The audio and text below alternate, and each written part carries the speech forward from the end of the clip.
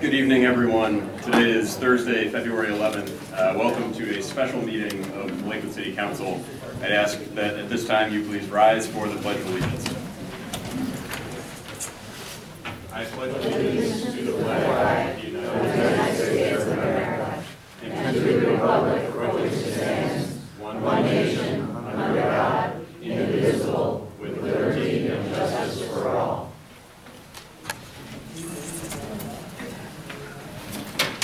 Please join me in a moment of silence.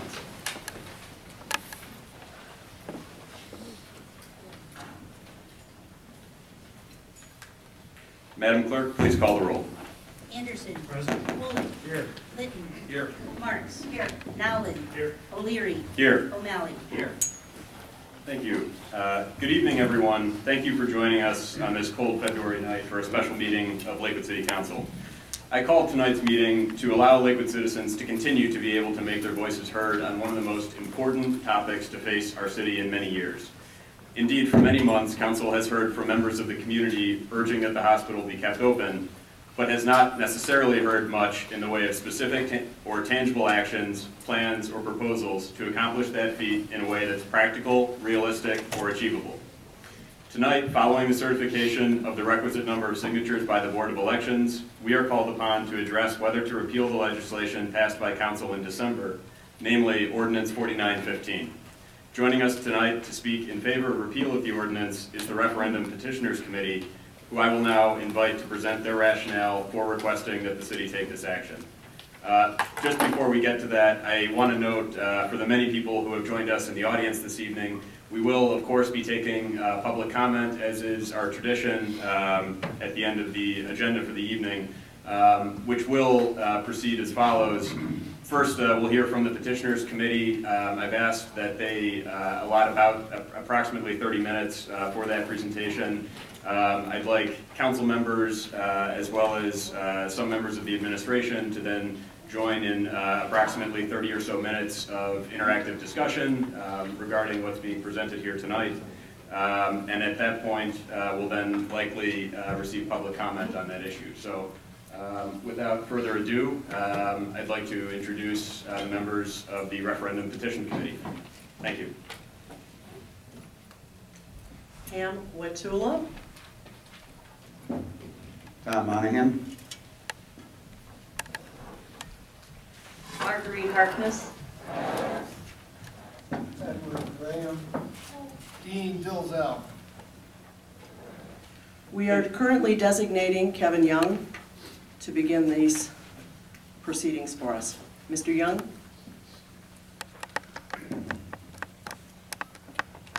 Thank you, Pam. Hello? You're on. I'm on? Okay, everybody can hear? Thank you very much. Good evening, everybody. Thank you, Pam. Thank you, City Council, for allowing us this opportunity to present what we have tonight. We had 6 hours to get this together. It's not a lot of time for a presentation this extensive. But we're a group of people that put our shoulders to the wheel. We know what hard work is.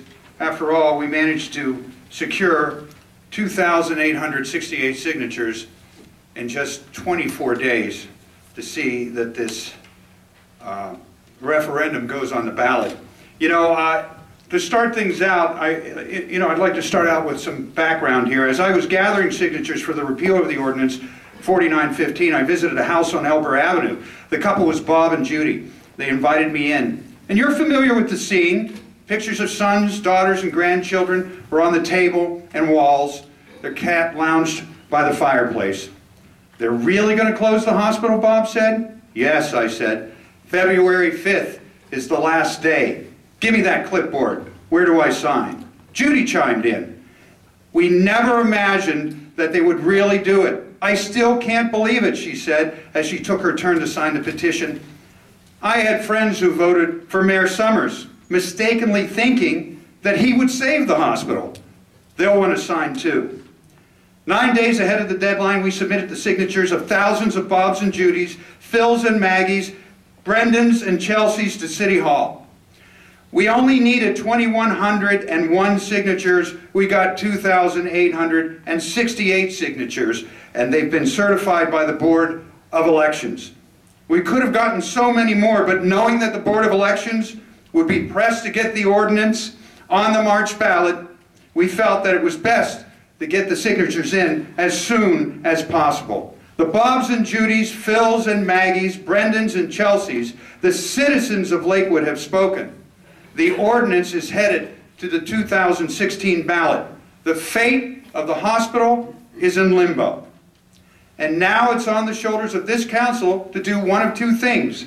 Either repeal the ordinance to close the hospital, or determine exactly when, in 2016, the citizens of Lakewood will have the opportunity to exercise their right to vote on the future of their community hospital. It has been 21 days since we turned in the petitions to council.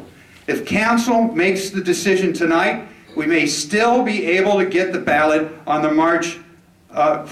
ballot for March. Justice delayed is justice denied. On December the 21st, it took only 7 votes for council to close the hospital. But 2,868 voting citizens are telling us that 7 votes is not enough when it comes to such a big decision. Bob and Judy, Phil and Maggie, Brennan and Chelsea, and all their friends from Clifton Beach to Birdtown, from West 117th to Riverside, want the right to make their own decision on what the future of healthcare should be in their city, because they feel the deal is bad. They feel that there's something terribly wrong with this deal. And you know what? They are right. Because if the deal was done right, we wouldn't be gathered here tonight. There'd be no petition. There'd be no debate. We are gathered here tonight to listen and learn to what your decision will be at the end of this meeting. Will you repeal Ordinance 2915, or will you refer it to vote as soon as possible? 4915, thank you. You know, it's important to say that, yes, we are very thankful that you are giving us this opportunity to speak. You know, the Save Lakewood Hospital Committee is an amazing brain trust. We have an amazing legal team. We have 4 doctors on our team who, in their days of practice, have saved quite a few lives and have an acute understanding of how important it is to have a full-service hospital in a community like this. We have a former council president, Lakewood Council president, who served for 14 years. We have a former safety director from the city of Cleveland who lives in Lakewood, who is also a journalist for the Plain Dealer. We have 3 CPAs. This is an incredible brain trust. What we hope is that this will be the beginning of a collaborative effort where some of the finest minds in the city can come together, donate their time, and work with you to take another look at this deal, to put together the best deal for everybody in Lakewood, to repeal the deal and do an open bidding process, to repeal the deal and see that we get a proper appraisal of the hospital, to repeal the deal and get the best operator for our hospital, and to secure a hospital that will be a full-service hospital. A hospital that will save lives. A hospital that will save jobs. A hospital that will save Lakewood. Save lives, save jobs, save Lakewood. Save Lakewood Hospital.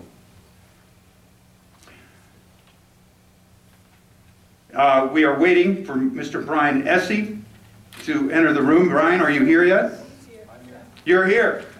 Brian is part of the legal team, however, he's not a member of our committee, but he's very astute, very knowledgeable. I introduce to you Brian Hesse.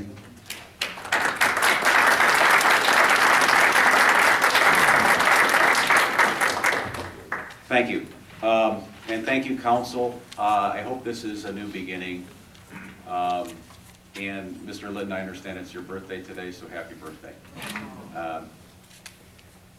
I was in a client meeting pretty much all day today and got a call to be asked, and I'm honored by the committee to choose me to speak for them and answer questions that may come from City Council. To answer questions that might come from City Council and the administration. I really don't know where to begin. I'd like to state why I think we're here. City Council made a decision after 10 months of deliberations and hearing. While I really appreciate this opportunity, I know the committee does, for 30 minutes, I think this is long overdue. And I think in its acknowledgement that the past really wasn't the proper opportunity, and Council President O'Leary, I think I agree with you, it wasn't the right way to do things with 5 minutes each, even though those were the rules at the time. So having said that, I think that you've made a decision. The people of this committee went out and got the signatures according to the charter. They've been referred here. It's time for another decision by council. While they respect your decision to hear from them, I guess I'd start by asking a show of hands on council. Who on council thinks that in the next 20 minutes I can say anything that would change your minds from your previous votes, those of you that previous voted, and whether that's really realistic under the circumstances? And if so, what is it that I could say? So, Mr. Hesse, with all due respect, I appreciate the sentiment that you're trying to express here. However, I think that as I laid out in the beginning, there will be an opportunity for council members to ask questions of the committee. It was my intention in giving that opportunity that that would be the moment that council members could express what questions they might have that would possibly persuade them one way or the other. That's really the structure. So I would request that you would proceed with the, so to speak, merits of the case that you're making for repeal of the ordinance. Well, again, I think in 20 minutes it's a little bit hard, or even 30 minutes, it's a bit hard to make the entire case and repeat all that's been said by all these good citizens on both sides. And this decision's been made, and now I've even talked to a few of you, and it's unlikely that your votes would be changed by anything I could say. I can say that you had a twofold process of this, is what could we say to make the case to repeal, and secondly, what would happen if there was a repeal? And I would respectfully suggest that you've got a legal team, you've had a long time to decide what to do with the master agreement. I don't want to be contentious about it. I don't think that's going to serve any purpose tonight. But you have an idea and you have your opinions about what will happen if the referendum is successful. It seems likely that the consequence of tonight will be that we'll have a vote to not repeal, and this will go to an election sometime, we don't know when. Hopefully you'll make this decision tonight and then possibly make the March ballot, and we'll be done at least with the voting process. But so you have a decision to make, the voters will make a decision, and you certainly have ideas. I've spoken to some of you about what will happen if the repeal happens. And that was certainly thought through by the Cleveland Clinic, LHA, the administration, City Council, legal counsel on your side. We have difference of opinion on that. And I don't see much point tonight in bantering back and forth about whose lawyers are right, because we're going to have an election, it seems. And while I have some prepared statements that folks wanted me to say, and I could say them, I'm a little reluctant to go that way, because I think we might as well have at it right now with the questions, because I think it's more important that if we can sway you, we know what's important to you to sway you. And win you over, if that's possible. Otherwise, I think we ought to move on to the vote and move on to the process that will happen during the inevitable back and forth on what's going to happen in public relation campaigns, media campaigns. And I can appreciate that, Mr. Essie. However, I would note that, as you said, council has a decision to make, and then the voters will make a decision. However, I would note that that's actually the same decision. Both parties are being asked whether or not to repeal this ordinance. And so, for that reason, and especially since the committee is advocating that this appear on the March ballot, for which voting has already begun, it occurs to me that the committee should be prepared at this time to make the case both to the voters and to council as to why the repeal should happen. Hence my question, who's open to changing their mind in the next 30 minutes? That doesn't follow. I'm sorry. The committee has an opportunity now, if it wishes, to present the reasons for repealing the ordinance. If what I'm hearing is that it doesn't wish to present reasons for repealing the ordinance beyond what we've heard from Mr. Young, and that you'd like to advance directly to questions from council, we could do that if you're not going to speak as to any other reasons. But again, I would encourage you one final time to take advantage of the opportunity, the special meeting that's been called solely for this purpose, to hear you speak on this issue. I respectfully disagree, and I will make some comments, but I think the meeting was called because the council needs to act. Now, the timing of it may be called, and you are making this gesture, and I appreciate that. So, with no further ado, let me say that I don't want to get into the legal arguments, because there are many legal arguments, but suffice it to say, the process was flawed. There are legal portions of the agreement, and the essence of what needs to be done is the assets need to be appraised. There has to be a fair, open, and honest rebidding. I shouldn't say rebidding, because there was never a bidding by council before of these public assets. There has to be no non-compete or restrictive covenant that is included, because that's damaging to the health of the citizens. In order to get fair market value, you have to market the property. The process that lasted less than 2 months with Subsidian and was with 5 committee members, 2 of whom were Cleveland Clinic trustees, 1 was a doctor who was conflicted, and the mayor, who has stated that his objective was not to keep the hospital.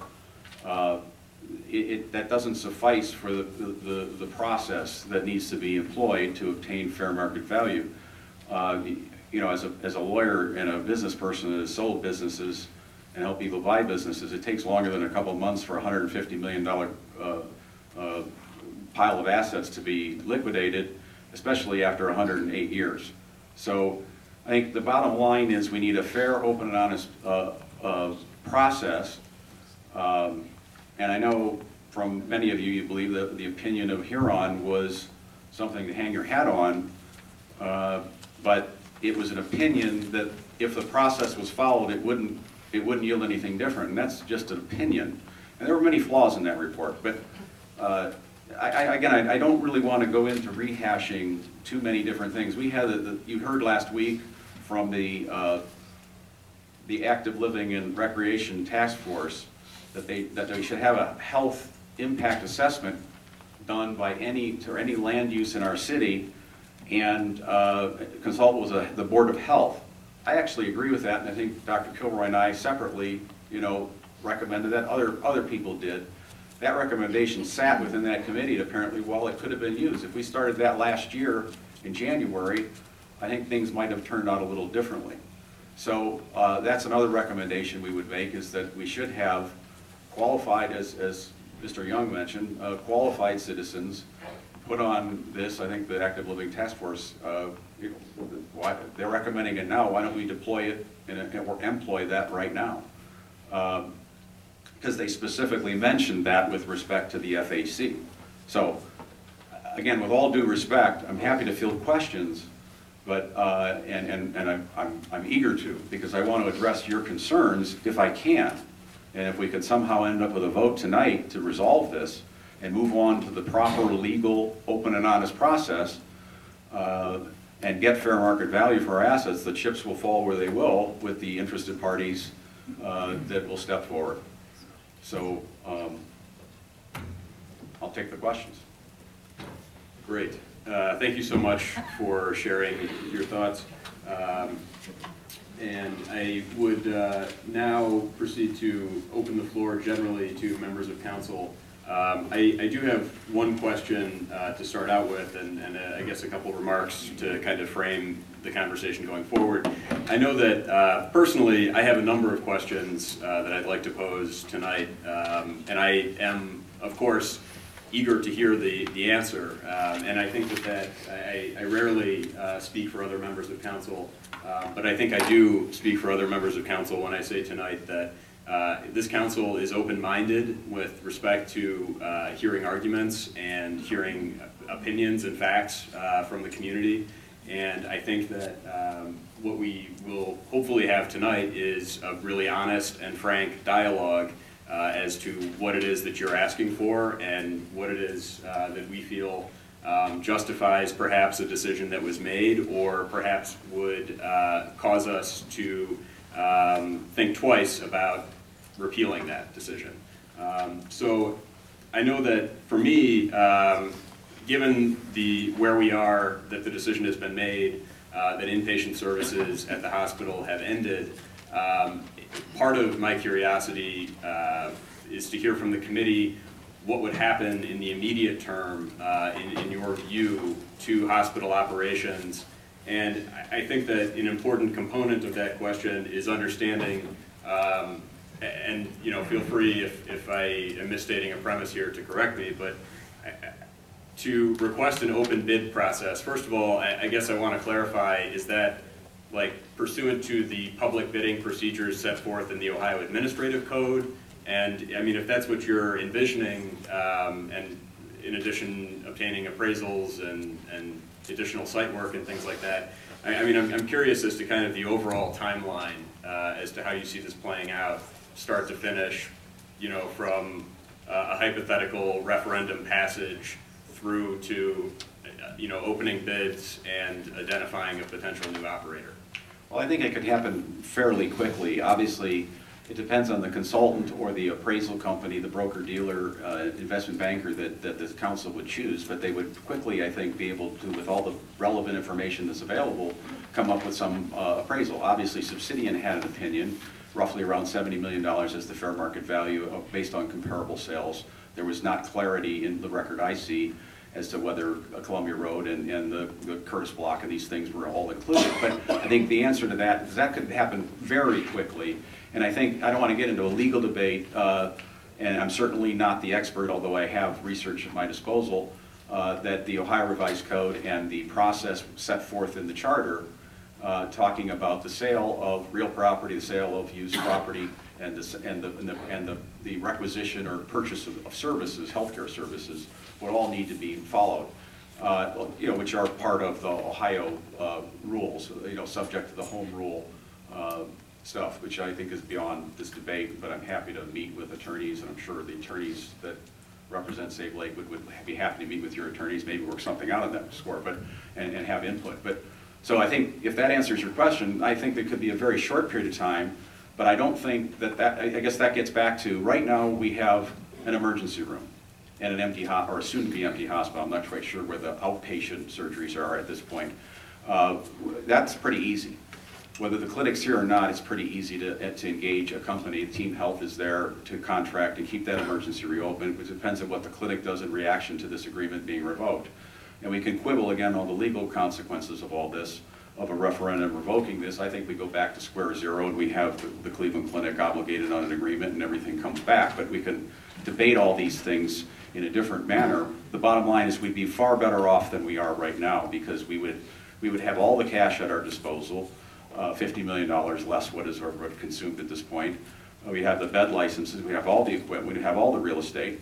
And you've heard me before. I mean, Columbia Road is really, I've gotten market opinions at $13 million to $14 million for that property. It's never been listed for sale. Why wouldn't we list that for sale immediately? It's not needed to support a hospital. Why wouldn't we put a listing at the Detroit Road property on the west side of the road? So we can get into the weeds, but the answer I give is it would be a fairly short process. And again, what was the rush? Right now, everybody knew that this referendum was coming. And what was the rush to start executing on this contracting and dispersing the assets and selling them when you knew a referendum? To wait 3 more months, that would have been nothing. Other than the risk that the people would have their voice, I suppose, and decide differently than council, which is what they're exercising now here today. And I would submit that they've got 40% of the signatures that would be required for a victory, because there were 14,000 people, 14,202 people that voted for mayor on one side or the other, and really 2,868 is 40% of that. So it's 40% of the half. So I don't want to belabor it, but that would be my answer. That it would be a short time. Well, it would take as long as it took, but in terms of getting the appraisals and putting the place and doing the advertising, that's sure. So I guess to shed some light on where the question is coming from, part of council's, I think that there were a number of reasons that were compelling for council to act swiftly at the end of last year, but a big portion of that was the financial situation of the hospital and the fact that it is suffering 7-figure monthly operating losses.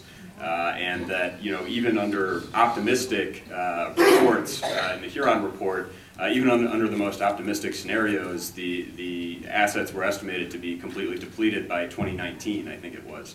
And so I understand that it's only 2016, and so it sounds like we have tons of time, but I think as council discovered firsthand, and I think as others who have been involved in the process have discovered along the way, there isn't much that seems to happen quickly in terms of this process. And you know, council's efforts, for example, to reach out and explore which operators, if any, in the region or nationally might be available to come in and be interested to come into the Lakewood community and serve our healthcare needs, we found that to be a challenging process and a time-consuming one and an involved one. And so I think that even under the optimistic assumption that there is a ton of new interest out there that apparently wasn't out there previously, I would really hesitate to ascribe a short time as a descriptor to the process of identifying a new healthcare operator,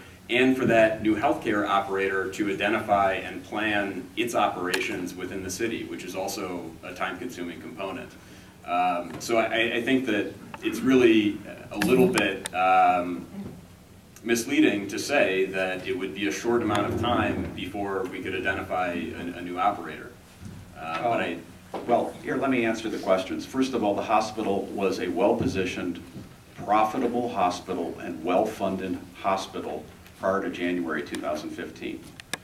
The net operating loss was $400,000 in 2014, but $2.5 million profit after you considered the financial assets. That $400,000 loss was directly consequential to the $400,000 paid to Subsidian.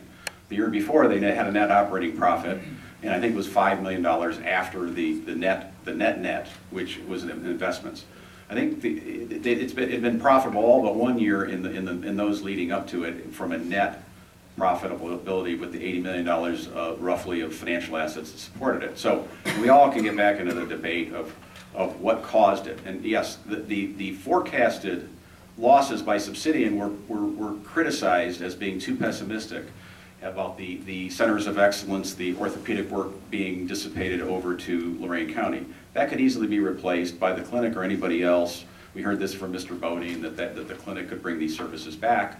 I don't know that we're going to solve this tonight in this back and forth debate. I would encourage council to meet. I would love to meet with council and our representatives and the people and bring people to you. But with all due respect, I don't think the council sort of reaching out to people on an informal basis and letter writing to Metro is the proper way to market assets like this. This is not the way you sell a business like this. You need an investment banker. That was criticized by a Huron of Subsidian. And the Subsidian people were really not equipped, nor did they follow a process that was conventional.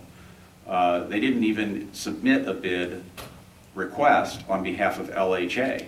So the preliminary memorandum purported to have the city soliciting those bids, which so far my document requests have not been honored to give a document that authorized Obsidian to work on behalf of the city when they were hired by LHA and paid by LHA. So everything's complicated with the process, and the public distrusted that process, and I think properly so, and that's evidenced by why they want to vote. So if that answers your question. Sure.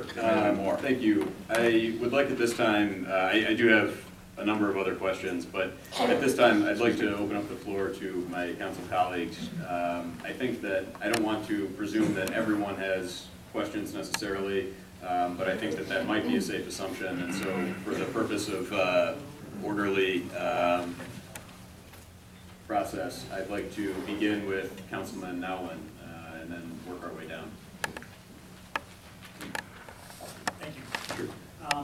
I suppose one of the first questions that I would have is following up on Council President O'Leary. Really, what would happen with the hospital space between now and when there would be some sort of replacement? What would happen with that space? What would happen with the ER? Well, the presumption is if this is repealed, all the assets come back, and in particular, and most importantly, the hospital bed licenses. I know that Surgical Development Partners would be certainly a bidder. I believe there are others. And again, we can get back into these debates we've had before here where I say something and whatnot. So I think that would be... These are questions that we, I think my colleagues are going to be asking, that we waited for a long time to have you guys have the opportunity to be able to answer the questions. So who would work there? Who would be staffing these places to get the bed licenses back? Well, I can't speak for Amy Dilzell, but she's working there now, and I think she'd probably stay. But I think the simple part is this is a subcontracted emergency room. This really does depend on you're asking a question that depends on a whole bunch of reactions that the Cleveland Clinic will make. And the bottom line is, if the deal is undone and we go back to the '96 agreement, the Cleveland Clinic's still obligated. They could walk out. But it's easy to keep the ER open just like it is now. Staffing, that's not very hard. That's very simple, actually. Where would they come from? Team Health are the employed doctors and professionals there. They're not Cleveland Clinic people. They are Team Health that is a subcontractor currently. I mean, unless it changed the first of the year. If I could, sorry, just to clarify as a point of order, are you suggesting then that LHA would contract directly with this other entity for operation of the... I'm not 100% clear on specifically what it is that you're envisioning here. Well, I think that, with all due respect, you've chosen a president here out of sort of the tradition because Mr. Bullock was a member of LHA, and I understand that one of the problems was the council didn't want the council to have... That's really not related to what the question was. It is, because what it does say is that LHA really has lost credibility, and it depends on whether LHA, if the clinic is in, that's great, their people stay on there, but the picks of our council, you tried to do that on January 4th, we need to revamp that. I mean, we have step-by-step plans that we can go through, which we've suggested before. I, in this room, suggested that we replace our ex officios and the other, so we have, whether the council does it, or whether the LHA does it, or whether the clinic and LHA and the council do it, depends on a whole bunch of things. There's a lot of contingencies. So a definitive answer on that would depend on what the clinic's going to do in reaction to being called back to task on a contract.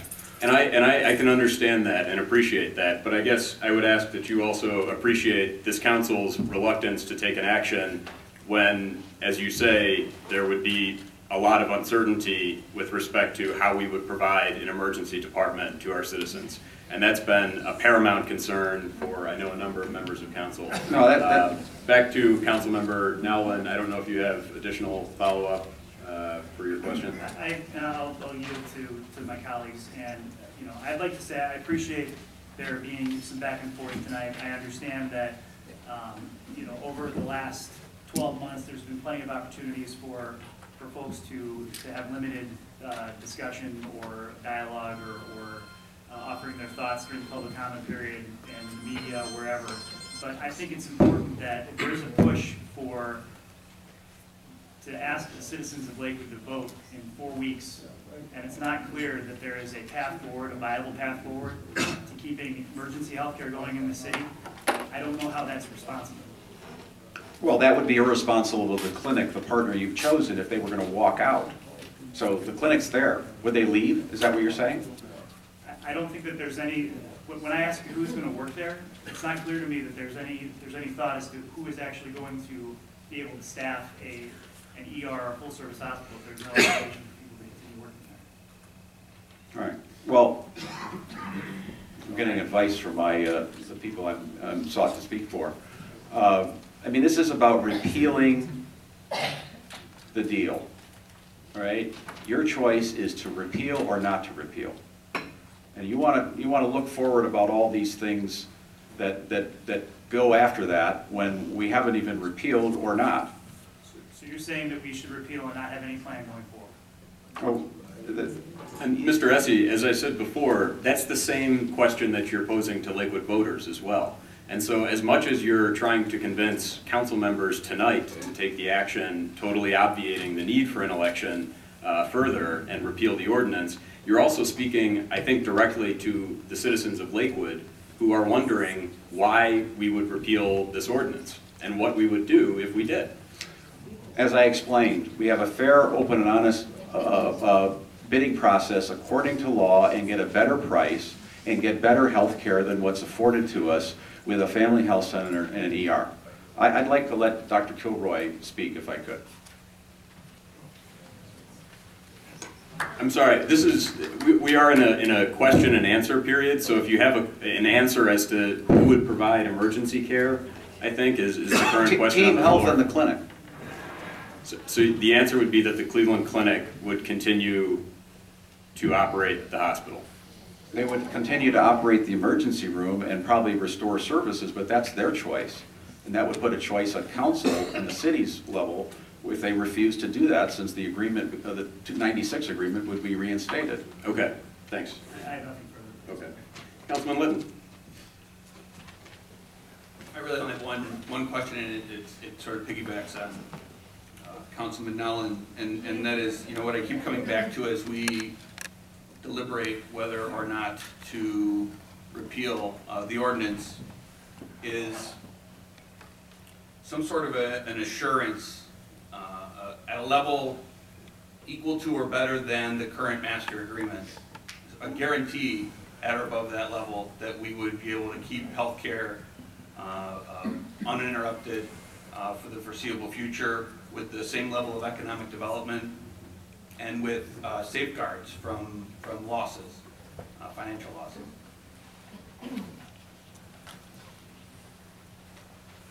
Well, we have the definitive agreement that provides the cash to debt ratio, and we have $80 million of assets, less what might have been dissipated. It'd have to be put back. So that's an assurance. Okay, well, I guess I suppose I fear for us debt spending on a hospital when possibly that money could be better spent moving forward with the new model. Well, they have to meet the cash to debt. That's obviously a point of discussion as well. Councilman Bullock, do you have any questions for the Thanks, council? Mr. Chair. Sure. Point of order. So in tonight's discussion, we're still in the presentation from the committee of petitioners, or are we? No. Okay, we moved on. So what I'm unclear about is, Mr. Essie, are you the speaker and the answerer, or is there additional material we're going to hear from the petitioners about their recommendation? No, as I explained at the beginning, there's really nothing more to add. These are the same rehashed arguments that we're getting, dragging down into unnecessary contentiousness. So the answer is that it's time for you to vote and do your jobs. And I don't think that it makes it productive to answer any more questions or to ask any more questions. Because you're not answering the questions I asked. Mr. Essie, I believe Mr. Bullock is trying to pose a question. I'm sorry. Right. So in addition, tonight what's in front of us in council is the first reading of an ordinance to repeal by council action the ordinance in question, which is the ordinance that executed the new master agreement and put in place the three-party new healthcare system, correct? So tonight, we're not considering any potential referral of the petition signatures to the Board of Elections at any date, correct? Well, that's correct. That is correct. It is possible that council could vote to suspend the rules, as you know, and take action on an ordinance in the interim. And if so, if we were to take such an action tonight, then it would follow potentially that we could begin discussion of that other issue. However, that issue has not been noticed. Therefore, as to a formal resolution sending the issue to the Board of Elections, that could not take place tonight. What could take place tonight is discussion with respect to whether or not to send it to the March ballot. Okay, thanks, Mr. Chair. Sure. And under our process, we have 3 readings for ordinances, which is what we gave to the ordinance that is subject to the referendum. In other words, the ordinance that we adopted last December had 3 readings, one of them in a special meeting. So tonight we're considering an ordinance which is the process under our charter to consider whether council would directly repeal what we adopted last December. Tonight's reading number 1, and we have 3 readings before we consider final action, is my understanding. So I think I have one comment and one question in addition, and that is there any recommendation then to us on council,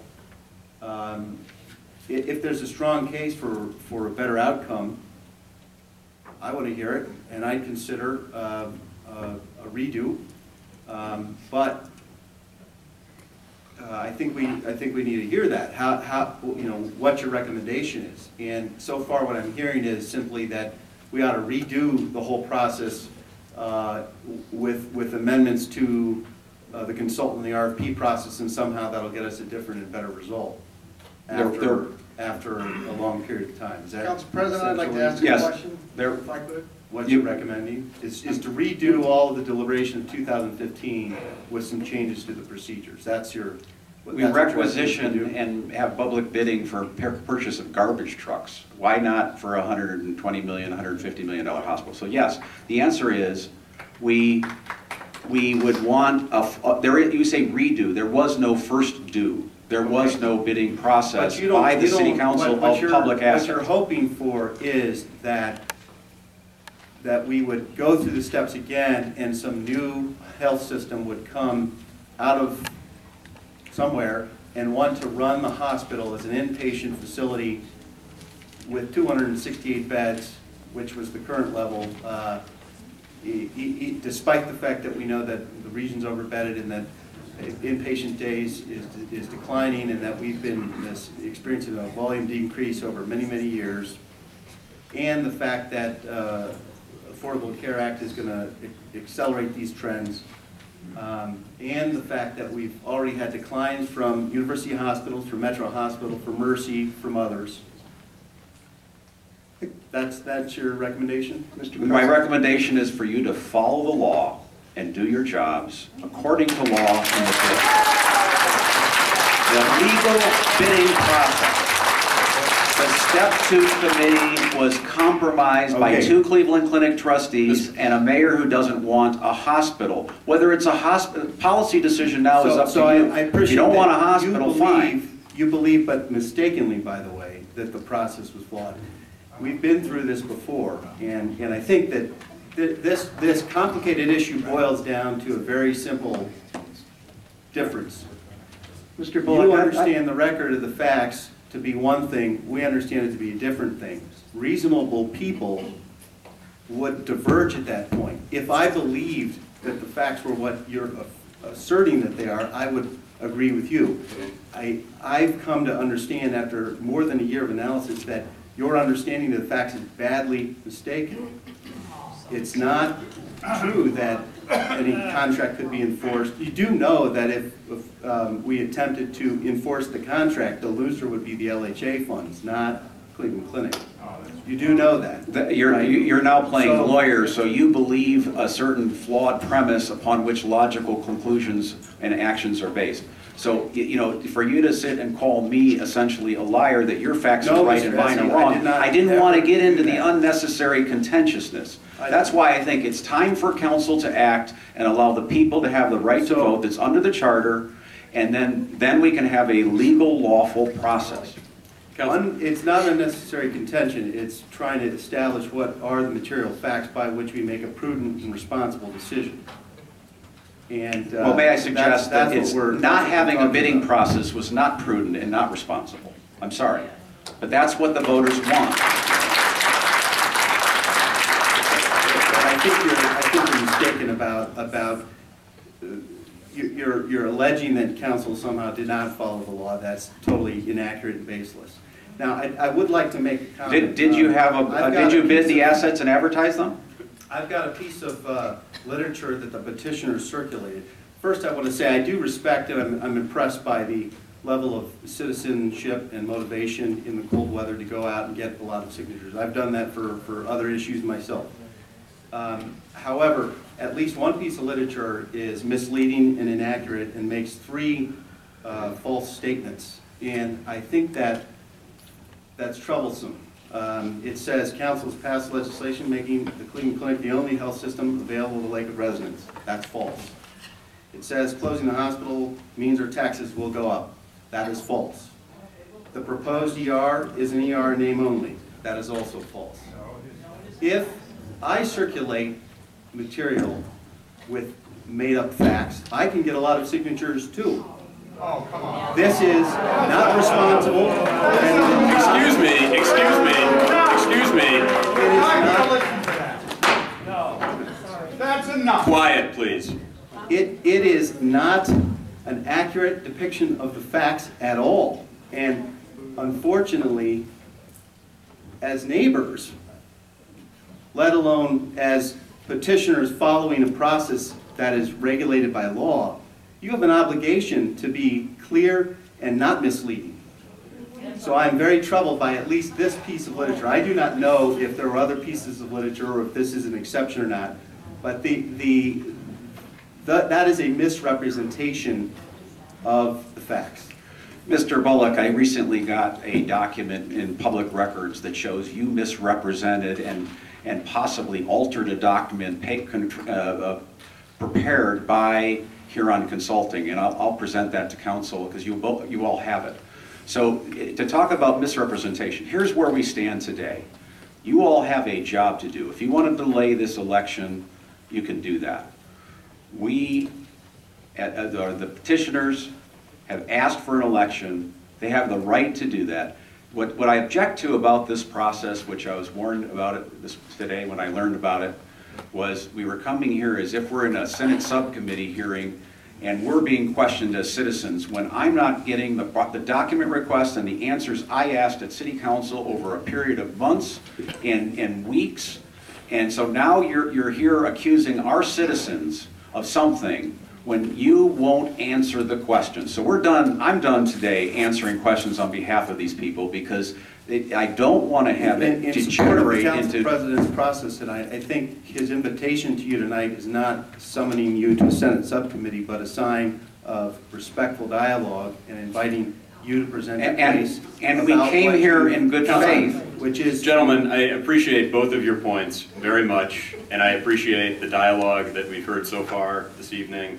It is true, absolutely, that my invitation here tonight was not for any other purpose than to give the citizens of Lakewood a continued platform by which to voice their opinions on this important issue. I said that at the beginning of the meeting. It's still the purpose of the meeting now.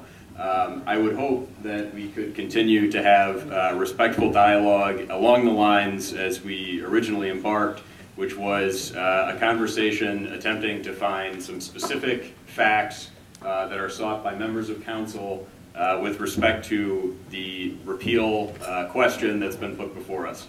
Unless there's an additional specific question for Mr. Bullock. I'll just make a concluding remark. Thanks, Mr. Chair. So bringing it back. So if the only recommendation from the committee is that we would redo the process and hope for a different outcome, I do not think that will be successful or different, and I dispute the assertion that there was flaws in council's process or even in LHA's process. I think that we have all worked thoroughly and transparently, and you are continuing to get public records as requested. And that is the crux of it. It's a different understanding of the facts. And so unless there is new facts that you present, I don't think it's responsible, nor will it be successful for the community in terms of healthcare services, jobs, tax impacts, or the ability to redevelop or responsibly maintain the facilities at the hospital buildings. We've achieved important progress on all those fronts with the agreement in place. If we were to follow your recommendation and repeal it with just question marks, I don't. That's irresponsible on all counts. We've just lost all the jobs. But again, thank you for the opportunity. I'm sorry it turned into what it is, because 30 minutes, as I said when I started, isn't enough to rehash 11 months, 12 months of this, and it is not a genuine, effort to sort of question citizens when I think answers are due from our council and a decision is due from our council. Please make a decision as expedited as possible tonight. I think you can do it and get back to the electoral process. Thank you. Thanks. Councilman Anderson.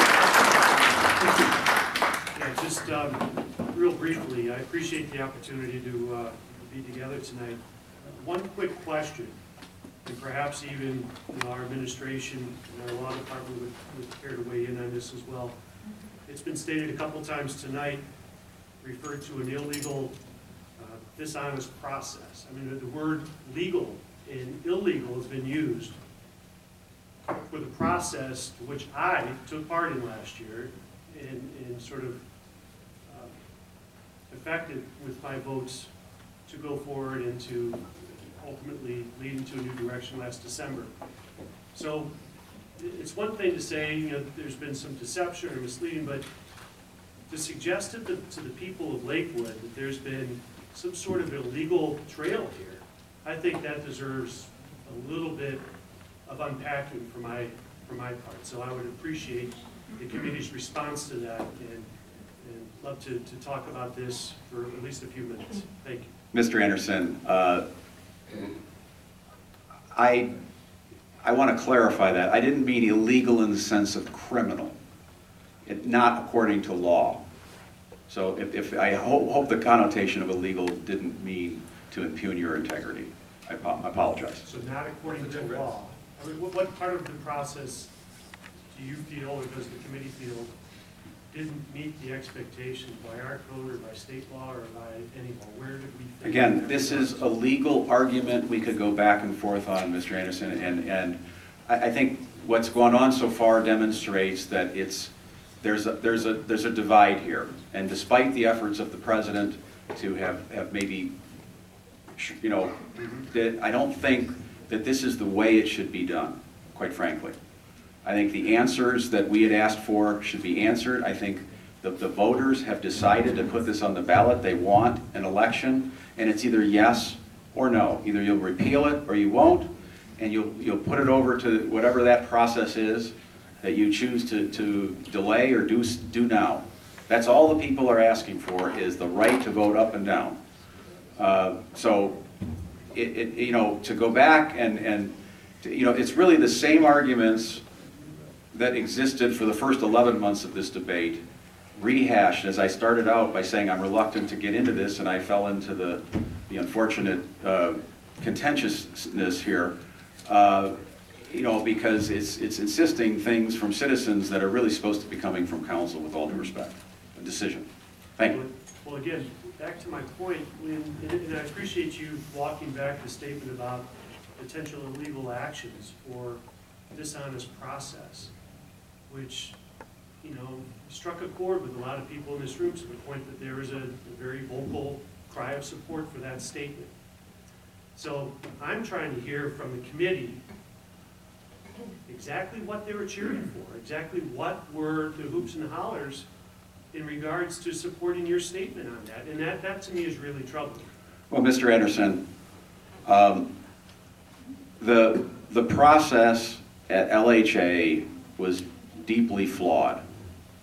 I can't say it over and over more. We had 2 Cleveland Clinic trustees named Gordon and Gable who were on a committee of 5 deciding among bidders, the Cleveland Clinic being one. And is it a surprise that the Cleveland Clinic became the successful bidder that resulted in the LOI that resulted in a previously profitable hospital becoming unprofitable because the LHA trustees admitted, Mr. Bullock was there, the mayor was there, on May 13th, that the #1 cause of the losses were the announced closing. So we can keep going through the same fact pattern and agree to disagree on this and accuse one another of this and that. I did not mean to accuse anyone here on this panel of elected officials of criminal behavior. But the city has assets and interests in property that weren't properly bid. And they can't use the LHA flawed process, conflicted people, to supplant that process. And an expert like Huron can't bless it and supplant that as the proper process for this body. I would ask at this point that Law Director Butler, since, as has been mentioned, this is a legal issue, Law Director Butler, could you perhaps shed some light briefly on the particular question of public bidding and open bidding? Well, we're a home rule municipality. We don't obligate ourselves to follow any particular state codes, for example, with respect to the bidding of property. This is, of course, an extremely complicated arrangement of contracts, properties. This isn't as simple as bidding for equipment like a garbage truck, which is a type of property that doesn't involve patient care, doesn't involve multiple parcels of land, doesn't involve multiple buildings, multiple obligations, multiple rights. It's just a piece of property. I would say that it's a, and we are free as a chartered municipality operating under the same charter under which the Petitioners Committee operated to solicit signatures to its petitions. We are free as a chartered municipality to find other ways to dispose of and purchase property.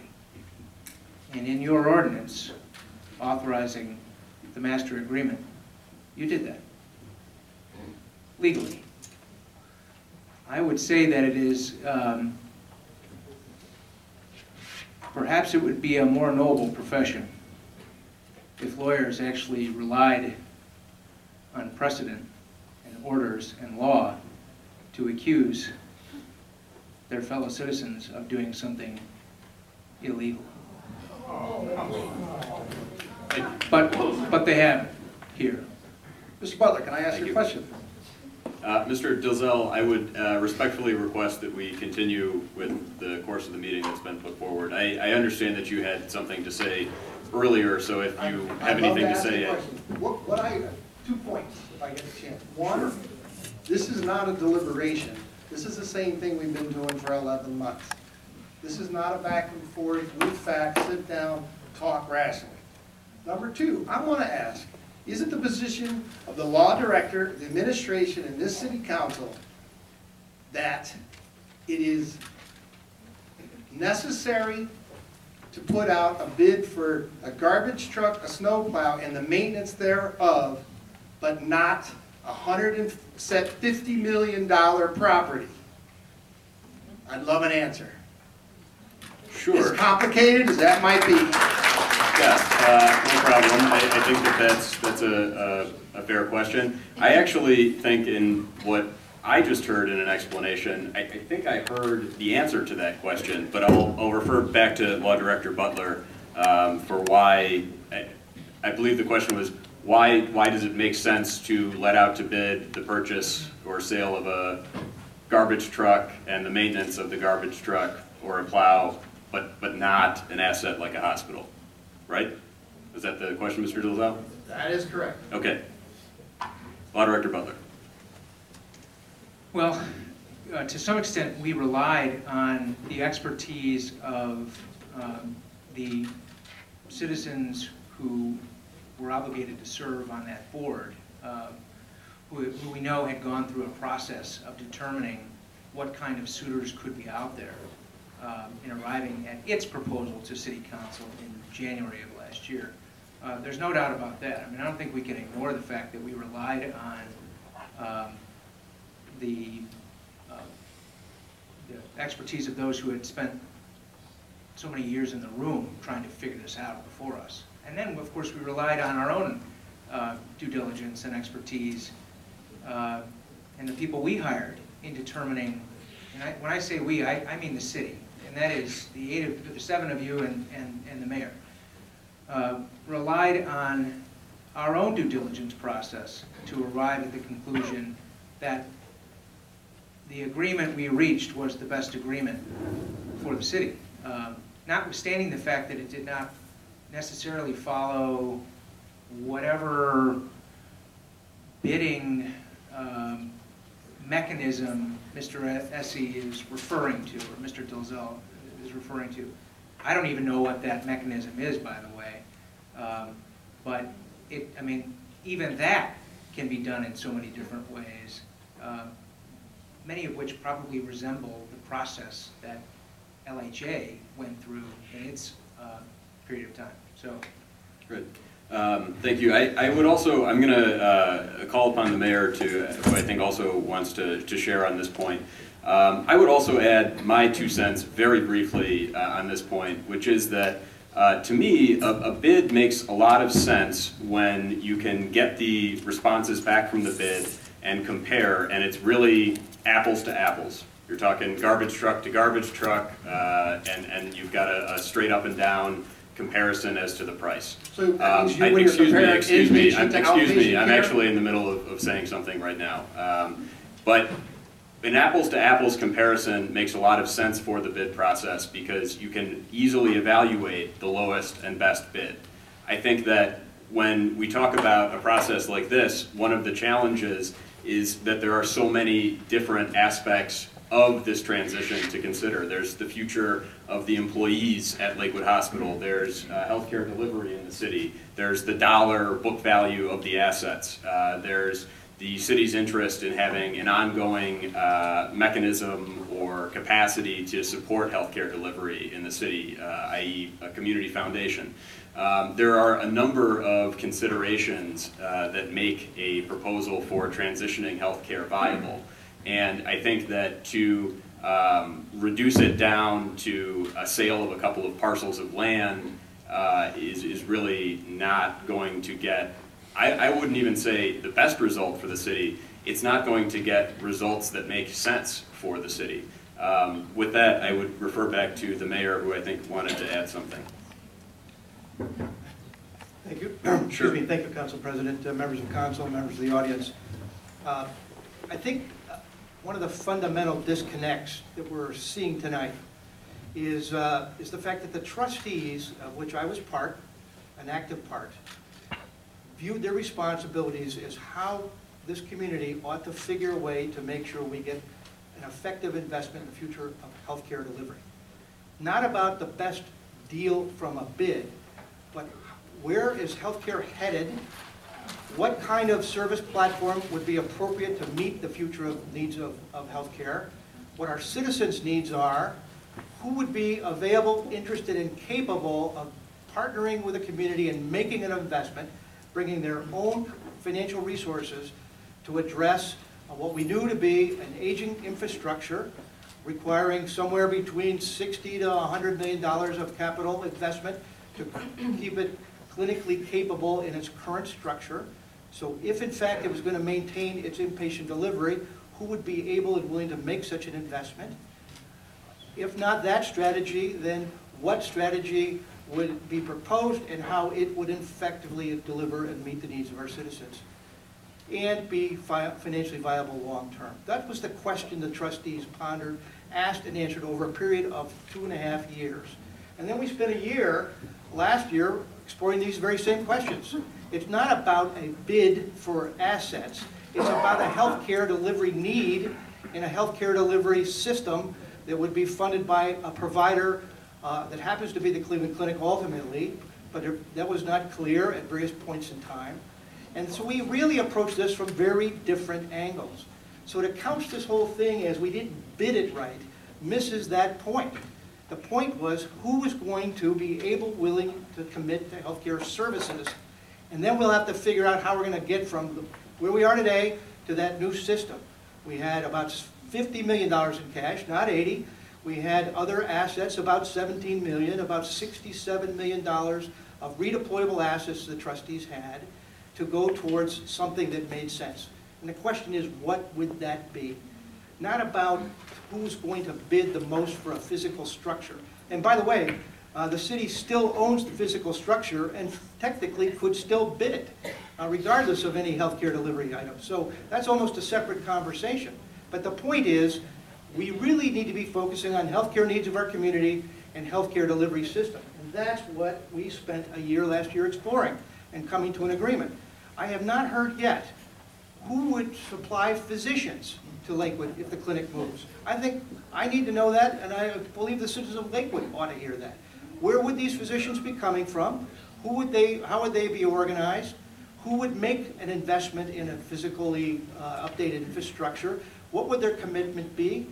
And what guarantees would the citizens have that they wouldn't be left with an abandoned assets? Those are reasonable questions, strategic questions that I would expect you'd be able to answer by now. And if it's Surgical Development Partners, I would ask you, since we know they're fundamentally a real estate investment firm out of Nashville, that who are they going to partner with here locally? Those are fundamentally reasonable questions that I would hope you would answer. Mayor Summers, you and I have had strong differences.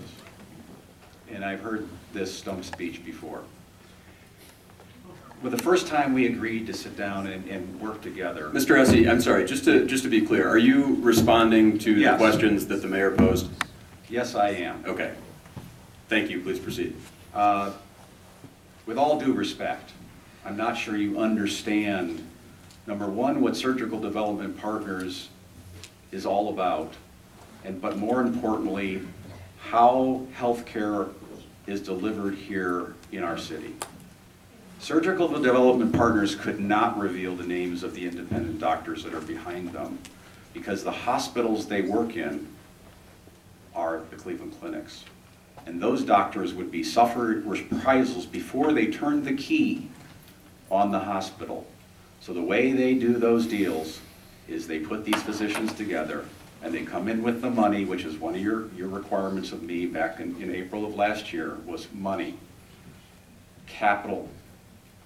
And they come in and they take the hospital over and they bring the doctors in. Now, I know that some of you on council are skeptical of that entity. No one talked with them. I brought them to, well, they came. I encouraged you to meet. You didn't. So I understand what you're saying about the provision of services, but that's a requirement in our charter too with the home rule. But I'm not going to debate the law back and forth and trade insults about whose lawyer is smarter and who has the law. That's not why I came here. I came here to speak for some people that want to vote. Now, I think it's fair to say there's differences of opinion, such as Council President O'Leary has expressed and the Mayor's expressed, about healthcare delivery, okay?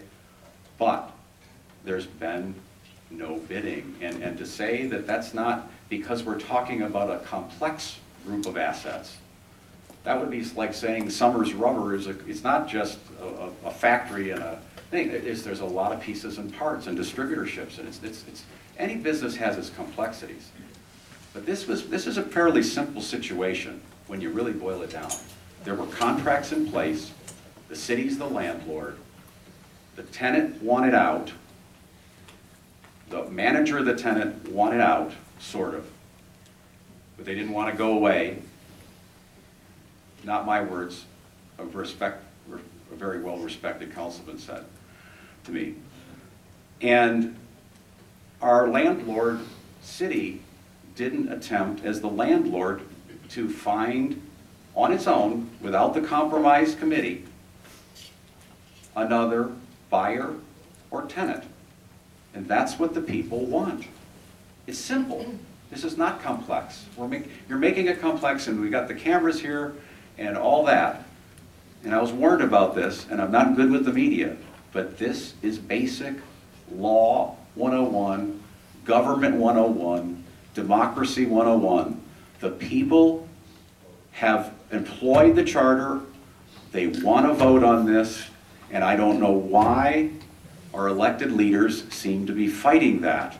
Sir, because their solution is better than the Sir, people. with all due respect, this body has called a special meeting again here tonight to accommodate the referendum petitioners committee request that we begin under the charter, as is called for, the process of considering whether or not to repeal the ordinance.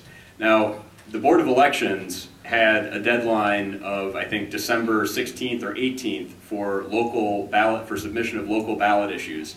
And as you noted, the signatures, we hadn't even voted as a council to approve this agreement at that point. I appreciate that there is a strong desire by many in the room to see this appear on the March ballot. I understand, and I can assure you that council will address the question of sending it to a ballot. However, what our charter requires is that we first consider whether or not to repeal the ordinance. That's what I'm setting about to do here tonight, right this moment. And with that, I would like to turn the floor over to Councilwoman Marks, who has not yet had the opportunity to pose any questions to the Referendum Petitioners Committee. Councilwoman Marks. Thank you, Mr. President. I do appreciate everybody being here tonight, and I'm glad that you have an opportunity to speak. I'm disappointed that you've elected one person to speak for you. I was anticipating hearing from several of you who have been very active in attending many meetings. It's a disappointment to me not to hear your voice. That being said, I do need to say to Mr. Essie that when you throw around words like illegal in front of cameras, which can take that out of context, it offends me. I truly say that I have worked, all of us that were present the last 11 months, worked diligently to understand the very complex issues related to this topic. And I agree that many of us disagree on the outcome. I was hoping tonight, because I've heard for 11 months, there's somebody out there that is going to save the hospital. I'm not willing to put health care at risk in Lakewood on an if-come that somebody might be there. And I have worked in health care. And Mr. Essie, you and I have talked about this for a long time, and I know Ms. Watilla, when I say I work in healthcare, you don't believe that because I'm not a nurse. But I have worked hard since I was 16 in healthcare. I know what the golden age of medicine was like that doesn't exist anymore. And I do have to say that a couple misleading comments. I have talked to people who signed the petition who said they believed, they were told, that by signing the petition that they could save the hospital and it would not close. That's misleading. And if you had people circulating petitions, delivering that information, which is what people understood when they were signing it, that's misleading. I don't know who all the petitioners were. I just know what people have said to me. Secondly, I keep hearing about the emergency department. It's an emergency department, freestanding emergency department has to be aligned with a hospital system. It is not an urgent care center.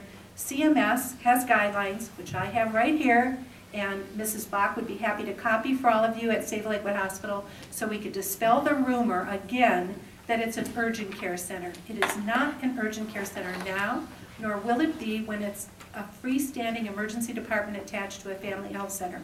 So please stop telling the community that misinformation. I am very offended when Mr. Essie, you speak, or anyone at Save Lakewood Hospital speaks like I don't know what I'm talking about. I spent 11 months doing my due diligence, reading information, talking to legal counsel, having respect for my colleagues on council, for the administration, and trying to have respect for you who point fingers and call names. and have worked to divide the city. I'm saying to you, I am not willing to put up to bid and have no one show up. What then if no one shows up? Or like Surgical Development Partners, they're a venture capitalist company. I understand that. I did my research about them. The only hospital in distress that they purchased went under. They have built other hospitals in Texas. I lived in Texas for a while. I could tell you all about that, why it may be successful and it wouldn't work here. If you had an independent hospital system working here under the umbrella of UH and the Cleveland Clinic, it would be a tier 2 hospital to any employee who works for any of those entities. People aren't going to pay 30% out of pocket to go to that facility. And believe me, I deal with it every day. People want to know, where is their insurance coverage? And if there's a process you have to go through to get that kind of credentialing. So I think that there has been a lot of misinformation. On a hope and a prayer, it would be great for us to have a hospital. When we talk about community hospitals dissolved in the 80s. And another important consideration, we have had 3 hospitals that have sold in our area: Akron, Parma, St. John's. I don't believe any of those 3 hospitals went to a bidding process. They were sold directly to the hospitals that they were associated with. So I think we need to understand that hospitals typically don't go into an open bidding process when they're being sold. We have 3 big ones right in our area that happen to close their sales without an open bidding process. I understand your passion for healthcare here in Lakewood. Believe me, I too have that same passion. I love this community. I love the fact that you're so invested in it. But be realistic. You have never brought anybody forward to me. I've heard a lot about our people know people. Well, I'd like to know who those people are. Mr. Essie said that Surgical Development Partners can't talk to the doctors. Well, believe me, nobody's come to me privately, in secret, and said anything. No hospital system. I've not heard it in the news. I've not heard any inkling about that. Who would come in and compete with UH and the Cleveland Clinic? I'd like to know that. May I please? Yes. Please. Thank you. Thank you for this opportunity to speak.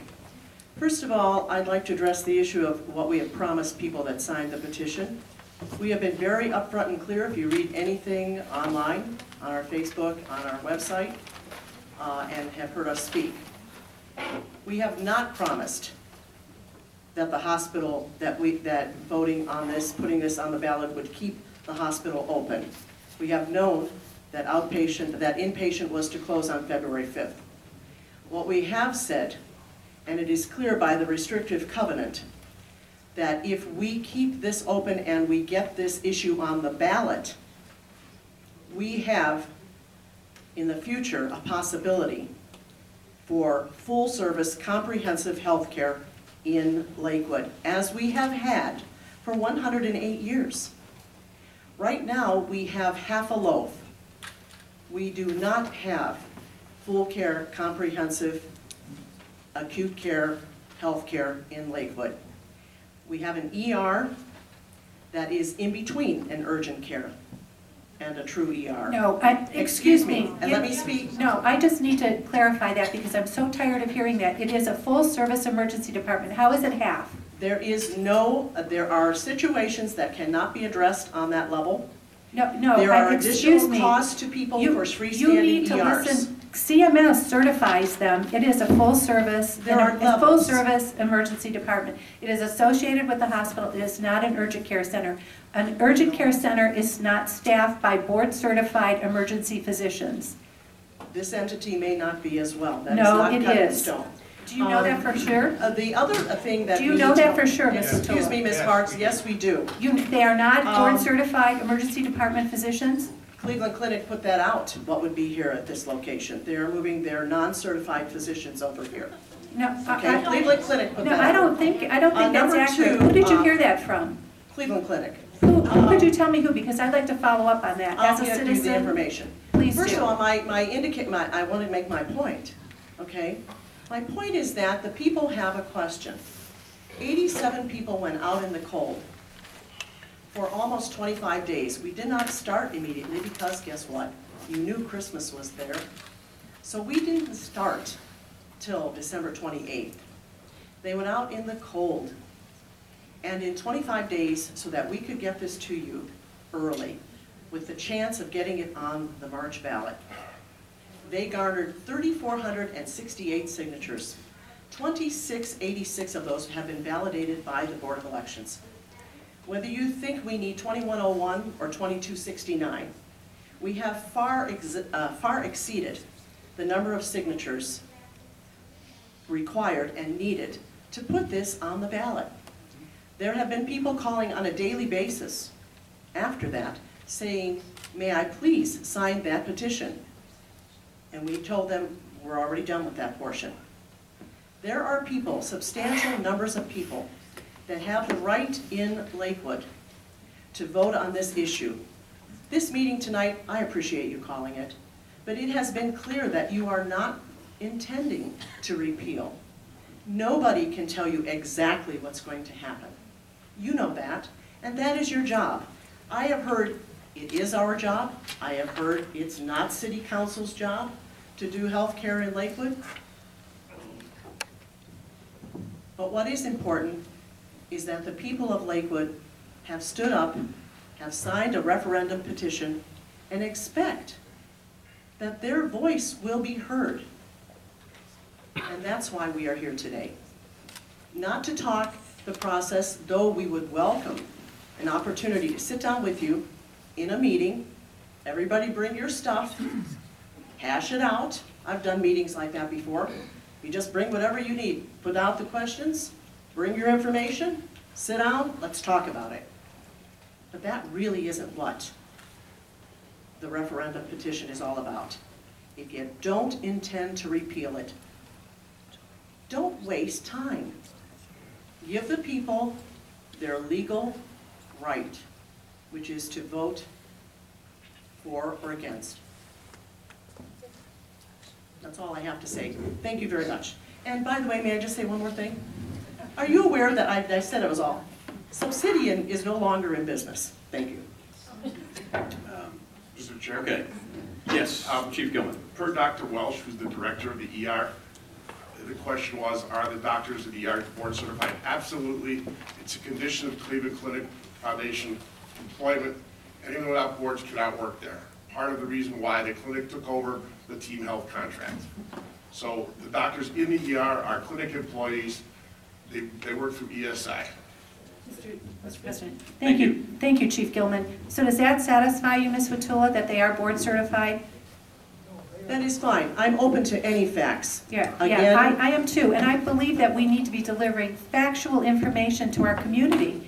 That is a fact. So when you say someone at Cleveland Clinic told someone at someone. They are sending their trainees over to our medical office building, and that was in writing. I'll be glad to look it up. If they have changed, and let me tell you something. It's not a matter of change, Ms. Watula. It's been a moving target, Ms. Marks. It's been a moving target, what is actually going into any building.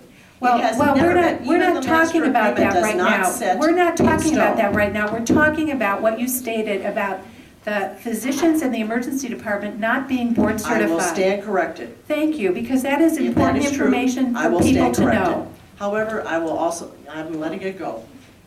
Thank you. Thank you. Councilwoman Marks, do you have any other questions for the committee? Not at the moment, thanks. Great, thank you. Councilman O'Malley. Can you hear me okay? Mm-hmm. How are you today? Wonderful. Good. Dr. Cora, did you have a point that you wanted to make?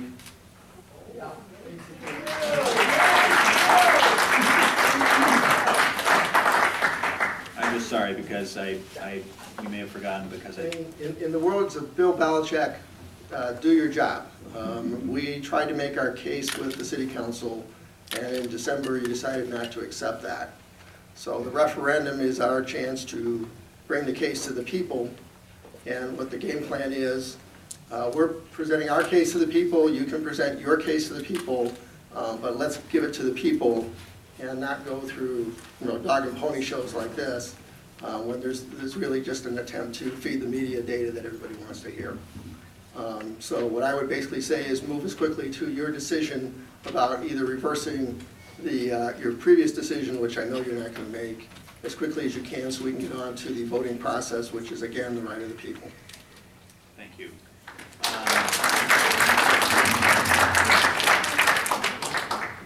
I wasn't on council when this ordinance was passed, although I have a great deal of respect for my colleagues who were, and don't envy the incredible amount of hard work, many days and nights away from their jobs, away from their families, to arrive at the conclusion that they did. And I just think that that really needs to be underscored. I also have a great deal of respect for all the hard work that went in on behalf of folks who were in favor of this ordinance and folks who were against this ordinance. Not just before the deal was reached and the ordinance was passed, but since. Councilman Bullock mentioned earlier that he has spent a lot of time, and as I have, and I bet there are probably not anybody on this council who hasn't had a clipboard in their hand at one point or another trying to get signatures, and it's hard work. You know, all of the criteria for getting this on the ballot appears to have been met. What's before us today, I don't think this is a dog and pony show, and I actually really appreciate the council president's holding this meeting here tonight, because I think it gives us an opportunity, and for purely selfish reasons, as somebody who wasn't a part of the process of working toward this ordinance, me an opportunity to listen and ask questions of my fellow citizens, of the administration, of my fellow council members, and so I actually really appreciate the fact that we're having this meeting tonight. My views about Lakewood Hospital and my desires to maintain an inpatient hospital here in Lakewood, I think were well known. When I was running for council, I talked about that quite a bit and had a number of concerns with the process by which we arrived at the point we did. But I'm reluctant to repeal an ordinance that, upon its enactment, became a legal agreement that has now been executed. I'm not confident that that is going to really change anything. However, it's really not ultimately, I mean, it's my job as a council person to pass judgment on that, to vote to repeal or not repeal the ordinance. Ultimately, the petitioners committee got these signatures not in the hopes necessarily that council would repeal it, but to get it to the vote of the people. It's not my job to pass judgment on the wisdom of that. Like I said, the criteria that's outlined in our charter has been met, and it's my hope that people will have an opportunity to vote on that, regardless of how I may feel. And so I really don't have any questions for the committee other than to ask, as I'm the last person up here, if you have anything to add before we get to the next portion of the evening. Okay, thank you. Thanks. I know that we have a couple council members who had some comments that they'd like to make. So at this time, I'd like to move back to Councilman Anderson, who has some questions. Yeah, just real quick, I appreciate that, and I appreciate the correction from Chief Gelman regarding the certification of the positions, because that was a big point for me when considering this back in December. And I appreciate Brian Essie's sort of walking back the statements, and he might not have meant them to the degree in which they were heard. But I have to say that after the last couple of months, receiving phone calls accusing me and other council colleagues of illegal actions, receiving emails of the same sort of train of thought, even being cornered in the bathroom back in December by a gentleman who ended up writing an article in an local paper about the fact that I offered him a hand in thanks for coming and making his comments known, and he asked me how I felt being bought and paid for by the Cleveland Planet. That was his response to me. So to get to Mr. Essie's initial comment, if there was anything that I would be open-minded about regarding reconsideration of my vote back in December, it would be on these legal grounds. Because this isn't the first night I've heard this. I've heard innuendos all throughout the months. Again, I'm receiving them at home. I'm cool with that. I'm a big boy. I can handle it. But absent any outline disclosure of specifically where council or the process was illegal as opposed to flawed, I'm not inclined to change my vote for December, but I was open-minded to that, so that's why I pushed back on that point. And I appreciate the reiteration that there was nothing illegal, and that was an association that was sort of misguided and walked back, so I appreciate that very much. So I just wanted to share with the committee that that was one area that I was open-minded to being corrected on. As it turned out, those were a little misleading as well, but that was the one area that I was looking for a bit more of an outline of substance and not hearing any. I appreciate the back and forth. Thank you. Thank you. I want to shortly transition our discussion a little bit to the points that have been raised with respect to the question of a ballot, because I understand that that is foremost on many people's minds here tonight. Before we do that, though, Councilman Bullock has an additional question. Yeah, thanks, Mr. Chair. So on the question or on the legislation before us tonight is not related to the ballot, it's related to whether council might reconsider its decision. What would be helpful to me for our second reading on that ordinance would be to issue an invitation to surgical development partners and invite them to come make a formal presentation to us. And I know that that has been something that some of the citizens have suggested that we do. I know that there have been phone conversations between the mayor and the leadership of that company. I haven't had the opportunity to do that. So if you're open to that, I think that could be a constructive additional round of deliberation for City Council on this question of whether we ought to reconsider the ordinance. And if there is an alternative that is better, that is a game changer. Now, I don't know that there is an offer from Surgical Development Partners. What I've received, or seen rather, I think it was sent to, in fact I know it was sent to LHA, not to the city, was an offer to buy the outpatient clinic in Westlake, not a proposal to run the inpatient hospital in Lakewood. As a city council person, I'm not interested in selling the outpatient center. I'm interested in healthcare services for the city and all the development and jobs and employment implications for it. But I'm hearing that maybe there is an offer or an offer in the wings. So let's have it, if there is one. But in these kinds of deals, it's not good enough to have just a verbal. We need a robust written proposal. As was put out to LHA for the purchase of that outpatient facility. But so far nothing for the inpatient facility. So if Surgical Development Partners were to come forward with a meaningful offer, that potentially could be a basis for me to look at the evidence again. And I don't know that the City Council has asked for them in a direct and formal way. So I would request that Council leadership do so for our second reading of this ordinance, and that could be material evidence that we all weigh. We could certainly explore that topic, and I would be open to potentially extending such an invitation in the future.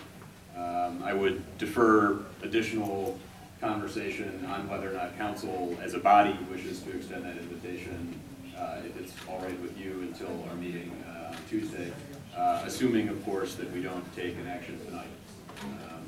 But I do appreciate you raising that point, and it is certainly something that we could explore moving forward. Exactly. Just a brief response. I mean, procedurally, the motion that I'd welcome to support would be to place on first reading and refer to the committee of the whole, and to not necessarily adopt or table tonight's proposed legislation until we were able to have such a deliberation. That would be my suggestion. Understood. Thanks. Mr. Chairman. Yes, Mr. Monahan. Could I please, I have more experience at these proposals than anybody sitting in this room. I mean, I did that for 35 years. You're not going to get Surgical Development Partners, and I don't know these people. I'm not shilling for them, okay? They're not going to come in here and sit down like Brian Essie told you. They have to come in and do their due diligence on the financials. They have to do on the structures, on the staffing, the employment, all this other stuff. That's not going to happen in a week or two, which means This is not going to go on the March 15th ballot. And you're going to cost the taxpayers of this city $100,000 to hold a special election. Mr. Monahan, I really do, and I apologize for interjecting here. I do appreciate what it is that you have to say, and I appreciate what Mr. Bullock had to say. It's just for that reason, you know, there could be scheduling issues. I don't know that Surgical Development Partners will necessarily be able to appear at our next meeting. I would be open, as I said, to exploring that topic, and I think that that's all fine and good. But for right now, tonight, what I'd like to do is transition our conversation, as I was going to already, to the topic of the ballot, because it has implications. And although tonight we're not deliberating exclusively or explicitly on the issue of which ballot to send it to, the question before us tonight is whether or not to repeal the ordinance. However, we understand that that question has implications for ballot timing. So with that, I'd like to proceed to tee up that topic for council's discussion at this time. And I have a document that I would like to convey into the record. This is a letter from Pat McDonald, Director of the Board of Elections. I would move first that this letter be received and filed. Second. We have a motion and a second. All those, I'm sorry, any debate on that motion? Mr. Chair. Councilman Anderson. Is the document that you refer available to the public, or should it be available to the public, or is it proprietary and confidential in nature? Absolutely. This is a letter that was just recently supplied to council, dated February 9th. So we will make sure that it's forwarded to the city's information officer and put on the website. In addition, it would be freely available upon request. Of course, and I would also, I understand that the hour is growing late, but I would share with you briefly from that letter, since it is a one-page letter. Dear City Council members, I would like to provide you with an update on the status of the March 15th, 2016 presidential primary election and how adding an additional issue to the ballot at this point will affect voting in the city of Lakewood, as well as the tabulation of results countywide. As stated in my affidavit to the Ohio Attorney General, which I have previously provided to you, the deadline to make significant changes to the ballot and successfully administer this election in a traditional manner was February 5th, 2016. Since we are now past this deadline, the Board of Elections would have to employ unprecedented and untested procedures that would both risk the successful execution of the election as well as pose potential consternation and inconveniences to voters. From an administrative perspective, we would have to either segregate the additional issue or the entire city of Lakewood from the rest of the election. This segregation would potentially require voters in Lakewood to sign 2 poll books, receive 2 ballots, and scan each ballot with a different machine. We would then have to manually recombine the results on election night, which would significantly delay our results reporting time, not only in Lakewood, but also countywide during what is likely to be a competitive presidential primary election. There would also likely be substantial delays in sending vote-by-mail ballots and for early in-house voting at the Board of Elections for Lakewood voters. Voters in Lakewood would not be able to vote early at the Board of Elections for up to the first 5 days of early voting, thereby reducing their in-person early voting days by approximately 23%. Further, voters who requested a vote-by-mail ballot would experience an equivalent delay in receiving their ballot. Additionally, military and overseas voters would need to have new ballots sent to them as their ballots were already mailed on January 30th, 2016. While I do believe that we would be able to successfully conduct this election if we had to add this additional issue to the ballot, I wanted you to be aware of the specific risks and challenges that will likely be experienced by both my staff as well as voters in Lakewood. If you have any questions or would like additional information, please feel free to contact me. Signed, Pat McDonald, Director, Board of Elections. I know that that was long-winded, and I apologize for subjecting everyone to that. However, I think it's very important that we get that on the record this evening.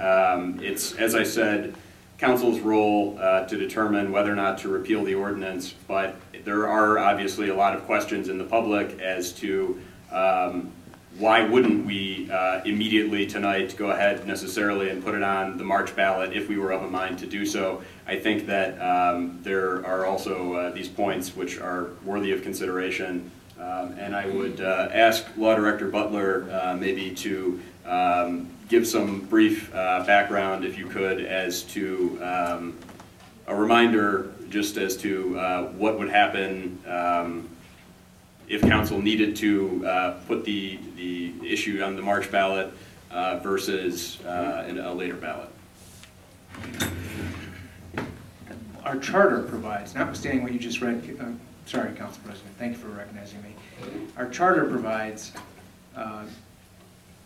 that the cutoff, the absolute drop-dead cutoff for an election on this question would be February 14th, which is a Sunday, this Sunday. Which means that by 4 p.m. on the first business day prior to that, which would be tomorrow, the clerk would have had to have transmitted an ordinance calling for a popular vote on the question of whether or not Ordinance 49-15 should be upheld. You do not have before you tonight an ordinance to adopt to that effect. It hasn't been drafted and it hasn't been noticed. Of course, since we're sitting in a special council meeting, under our own laws and under state law, we are not permitted to discuss an ordinance that hasn't been properly noticed to the public. So there's really no chance other than if we were to reconvene tomorrow before 4 o'clock, pass an ordinance on first reading, so suspend the rules, pass an ordinance on first reading, have the clerk, who is not a reckless driver, but would have to drive quickly, drive down to the Board of Elections by 4 p.m. to deliver that ordinance to the board, and only then would the board begin to scramble, as has been described in that letter, to try to place it on the March ballot. So you see the odds. Yeah, thank you for that overview of the procedural workings there. We do have a motion on the floor to receive and file the letter from Director McDonald. Is there any additional discussion on that letter or the points perhaps raised in the letter? Mr. Chair. Yes. Thanks, Mr. Chair. Sure. As much as it would be fun to cause Donald Trump some agita over the Ohio results, displaying my political bias against Mr. Trump, it seems that would be a very disruptive step. But the real reason I'm speaking is I'm not ready as a council person to consider that question at all, because I would like, to me, it would be very constructive on the second reading of tonight's ordinance to get additional testimony from prospective partners, such as surgical development partners. And I appreciate, Mr. Monahan, that a fully baked proposal may not be in writing by next Tuesday or something, but we could at least meet with the leadership to assess how serious they are, and also to get our hands around an important question. It seems that some of the citizens are assuming that any offer by surgical development partners is superior to the offer on the table, in fact, the agreement in place in effect with the Cleveland Clinic. I don't think that's a fair assumption at all. So that would be another question that we could gain a little bit of perspective on. So I appreciate the due diligence that's represented by the research that the council president has done with the Board of Elections on the impacts. Thank you. Thanks. Councilman Anderson. Yeah, just real quick, a couple of points. One, regarding the communication you just mentioned. There's a date in which overseas military members have already sort of received their ballots, or the ballots are mailed. Can you repeat that date again? Sure. The question that was posed was, when were overseas absentee ballots mailed? And the answer to that question, as provided by Pat McDonald, is January 30th, 2016. Thank you for that. So they would have to recollect those ballots in August. No, they don't. And amend it. No. Because then there would be the notion that folks wanting to vote in Lakewood wouldn't all have the same ballot unless those ballots were somehow nullified with replacement sent. So that's the first thing that sort of troubles me about this. The second thing is I will guard jealously my council colleagues' ability to have due diligence of their own offer. We have 2 new members of council. as smart and quick as they are, fast learners, I certainly wouldn't want to put them in the position of voting to suspend rules and pass an ordinance on first reading, which was one of the things that, you know, I was pretty staunch about in December, and I know all my council colleagues joined me as well. We wanted 3 readings on this in December, which required a special session.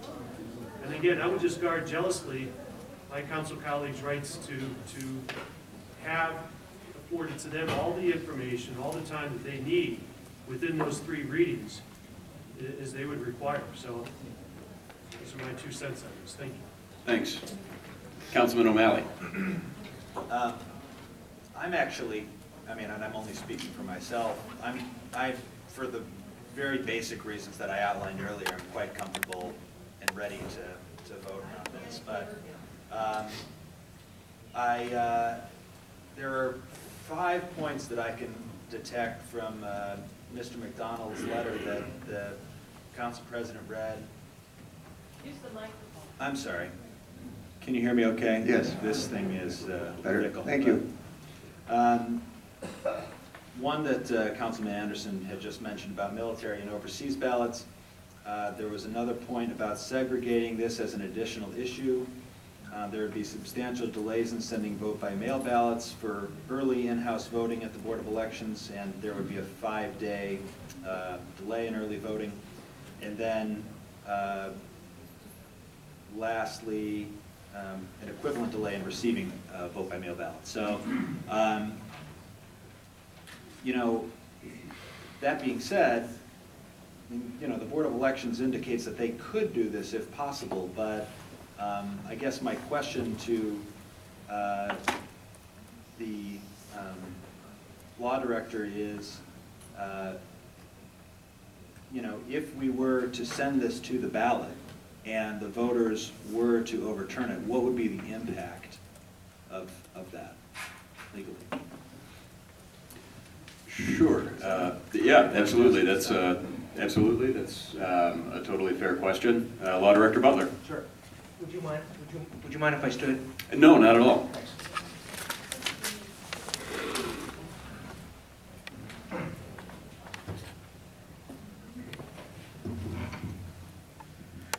Councilman, thanks for the question. Council President, I know it's unusual for me to stand before you and read. It's a rare occurrence. I think the last time I did it was a few years ago.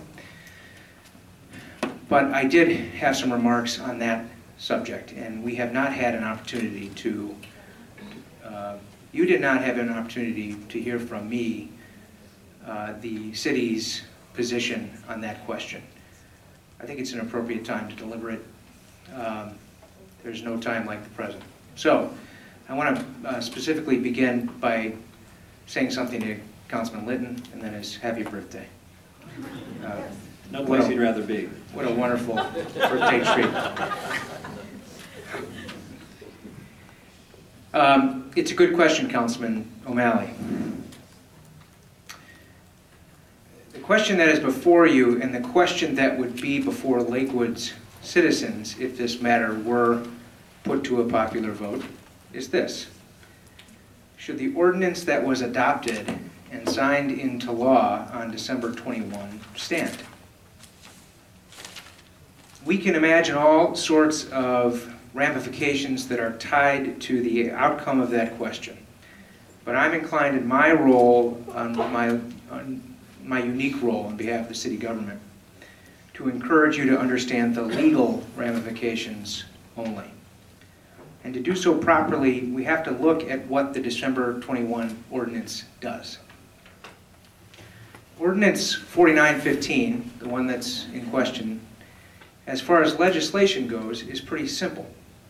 It authorizes the mayor to enter into a contract. We know that contract as the master agreement. The master agreement may itself involve a great many moving parts we've heard about this evening.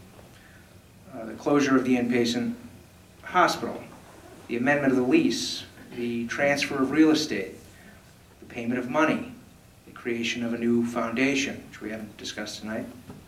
That's an important part of it. But the ordinance itself is merely an act giving the city permission to enter into a contract.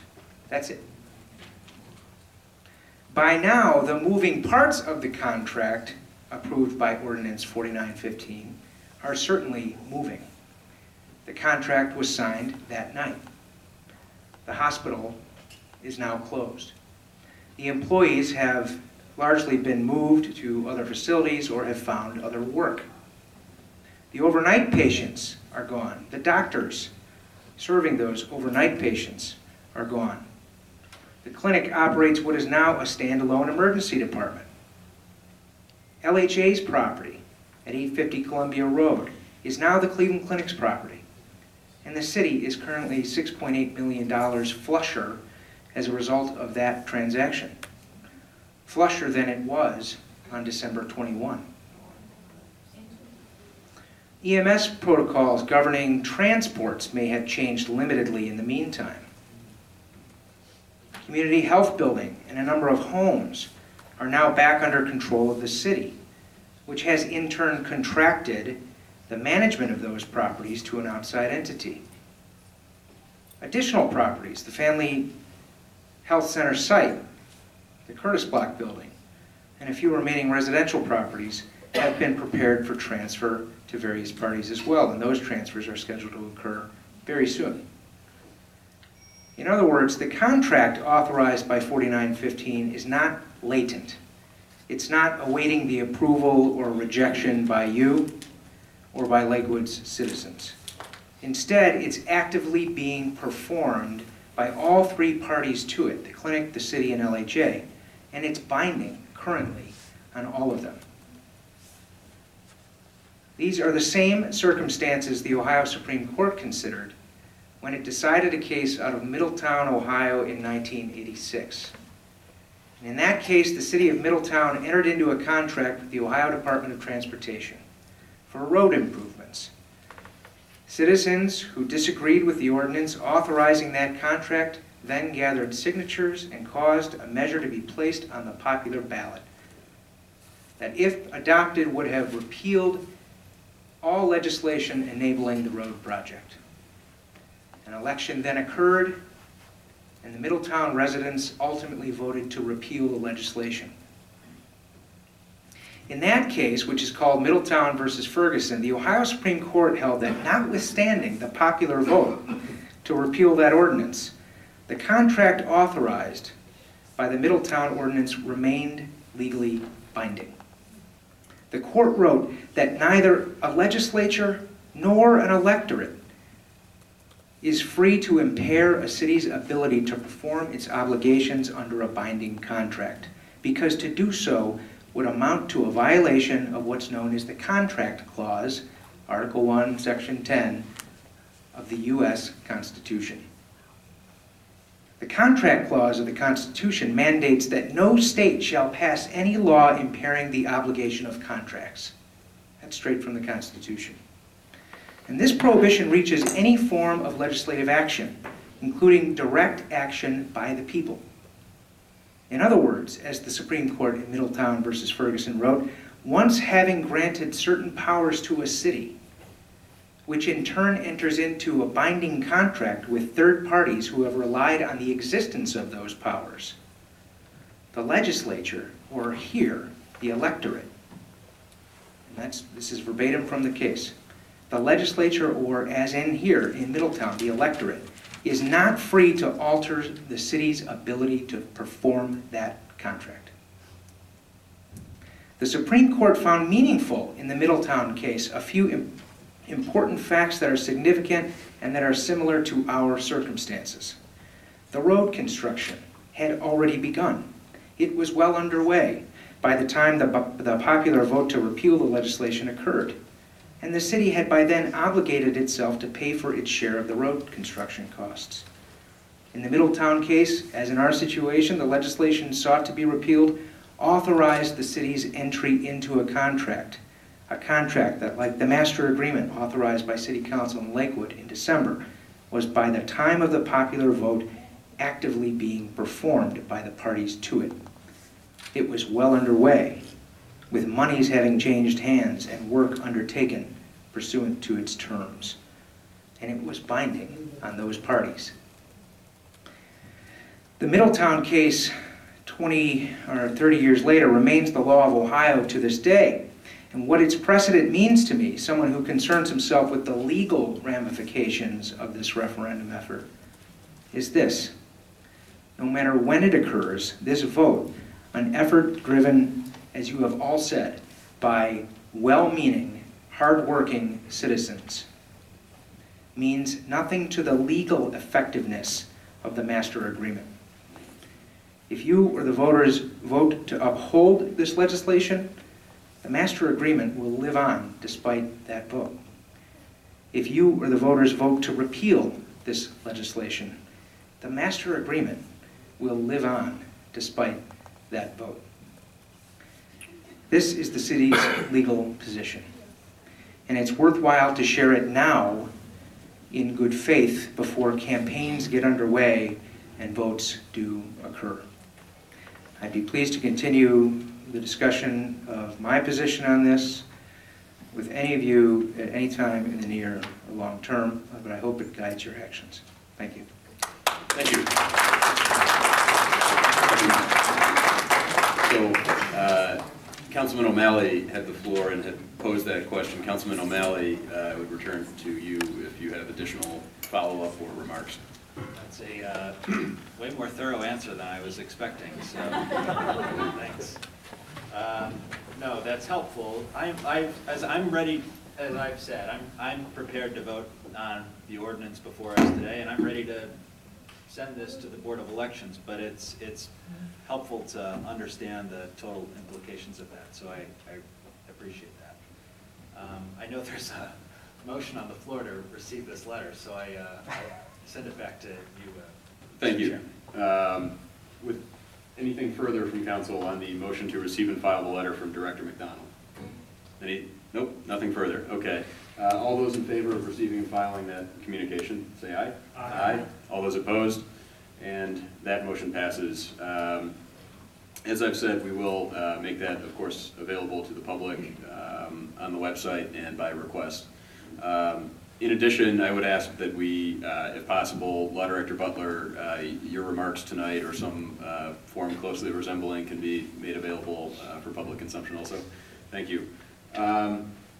With that, and I know that Councilman O'Malley has given us a teaser maybe of where his position would be on this issue, but I would open the floor to council to express any opinions they might have as to how they might be considering implications for the March election, if any council members are so inclined. Councilman Bullock. Mr. Chair, well, I'll just repeat briefly my position, which is, number one, we don't procedurally have the ability to make that decision tonight. Number two, I'm interested in the second reading of tonight's ordinance and getting testimony from Surgical Development Partners or any other prospective suitor for Lakewood Hospital, although in light of the law director's comments that may be moot. But nevertheless, I still would be interested in making full use of our second reading on this ordinance, and so to me, I mean, the time for considering ballot questions would be after a third reading. Thanks. Sure. Would you then move to place this ordinance on first reading? Yes, and refer to Committee of the Whole? Committee of the Whole. Sounds good. We have a motion on the floor now to place this ordinance on first reading and refer to Committee of the Whole. Second. Motion's been made and seconded. Any discussion on that motion? Mr. Chair? Yes. Councilman Lynn? Just with Councilman Anderson's comments in mind and my own newness on this issue to some extent, I wondered if, and backing up a little bit, I had asked, as did I believe Councilman O'Malley, or Councilman-elect O'Malley at the time, if we could be made aware of discussions in executive session or be brought into executive session so that we could be sort of brought up to speed on those deliberations. Sorry. So that we could be brought up to speed on those deliberations to sit in on executive session for fair reasons, the decision was made that we would not sit in on those meetings. So I wondered if in the days leading up to a potential second reading, Councilman O'Malley and I could be made privy to any and all information, documents, etc., related to those deliberations, so that we could consider them in our ultimate decision whether or not to repeal the ordinance. I think that that's a very reasonable request. I would defer aspects of that request to the law department as to determinations on documentation, but absolutely, I think that, you know, certainly the discussions and the topics could be reiterated, and you know, I also think that individual council members have and would continue to make themselves available for conversations along those lines. Director Butler, do you have anything to add to that response request? Thanks, no, I think it's a valid question. I don't have anything to add at this point. Okay. I have to think about it. Great, thanks. Thank you. So we have a motion and a second to place on first reading and refer to committee of the whole. Mr. Chairman, are you open to public comment? We will be open to public comment at the end of the meeting. However, right now we have a motion on the floor and a second. I understand that, but we have a motion on the floor and the second, so I'm going to... Isn't it customary, as it was when I served on council, to have public comment before you vote on anything? No, I believe that council regularly votes on things before the public comment portion of the meeting. In any case, we're not voting on a motion to adjourn or something. We have a single docket item, and we have a motion on the floor and a second related to that docket item. Is there any further discussion from council as to that motion and the second? Hearing none, I would ask all those in favor to signify by saying aye. Aye. Aye. All those opposed? No. And that motion passes. That brings us... Mr. Chairman. Yes, Mr. Graham. May I be heard now as part of the committee? Sure. I invited you to speak at the beginning, which invitation was not accepted, I guess, by the committee, but please share your thoughts now. All right. Number one, I would just make a comment that the motion that was just voted on is nothing but a dilatory tactic to keep the people from having a vote on a timely basis. Now, there was a comment made about, by Mr. Anderson, I think, about having people complain to him that they thought council was acting improperly and so on. I would say a couple of things about that. Number one, what we just saw happen, this dilatory tactic, is nothing but that. A tactic to keep people from having a timely vote. Now, it's especially improper in the sense that this council was asked by Mr. Essie early on, is anything he's going to say make any difference in what they're going to do? No, nobody raised their hand.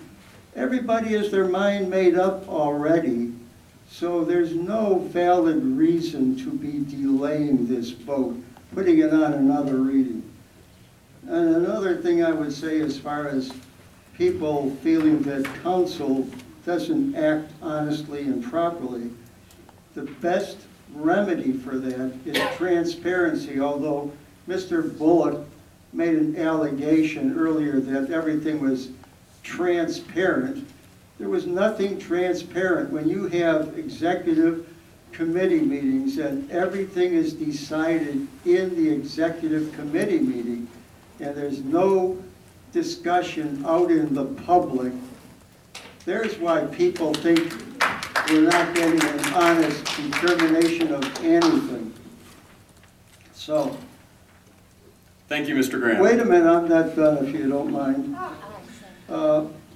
You know, one of the things that's in this agreement that was part of the resolution is a restriction on the use of the hospital by the city.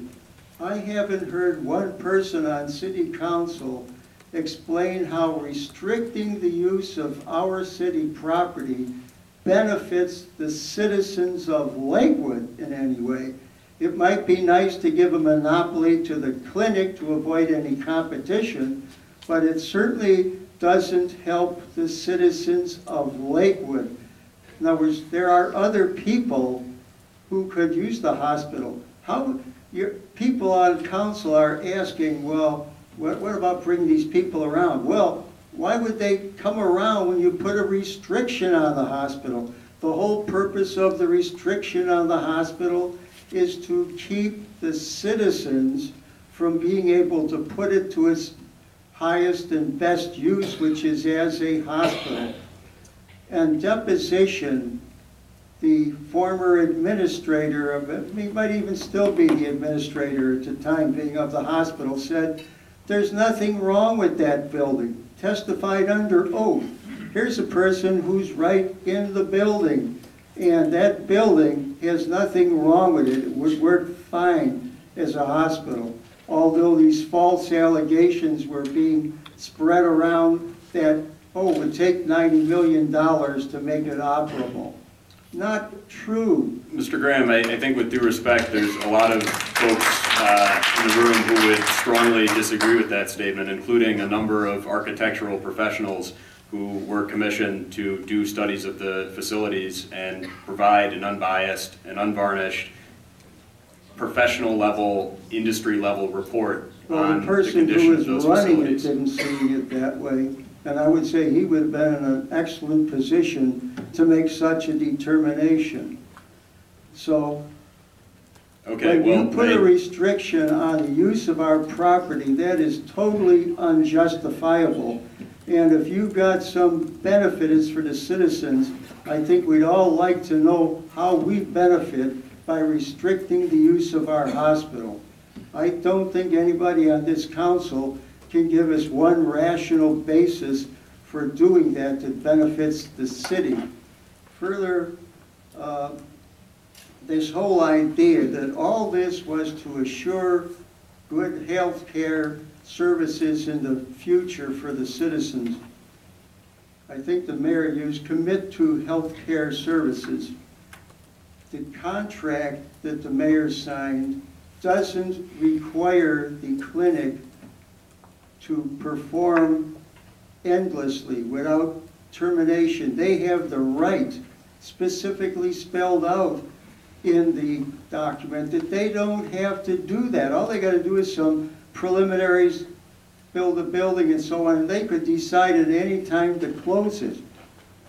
So we aren't assured of health care into the future by this thing. So yes, there were a lot of misrepresentations, false information by the proponents of closing the hospital. So just look back at all the way back to 2010 when the Cleveland Clinic was planning to decant the hospital. In other words, take our property from there. They failed to provide the services that they contracted to do. They made representations they were going to have these 4 services prepared at the hospital, that they were going to supply the necessary doctors and so on. They failed to do that. So when this representation is made that we had no other choice, we had a choice.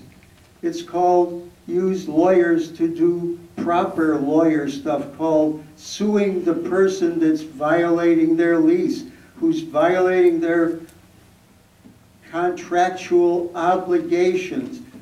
Yes, there was no danger of this hospital going into bankruptcy as alleged.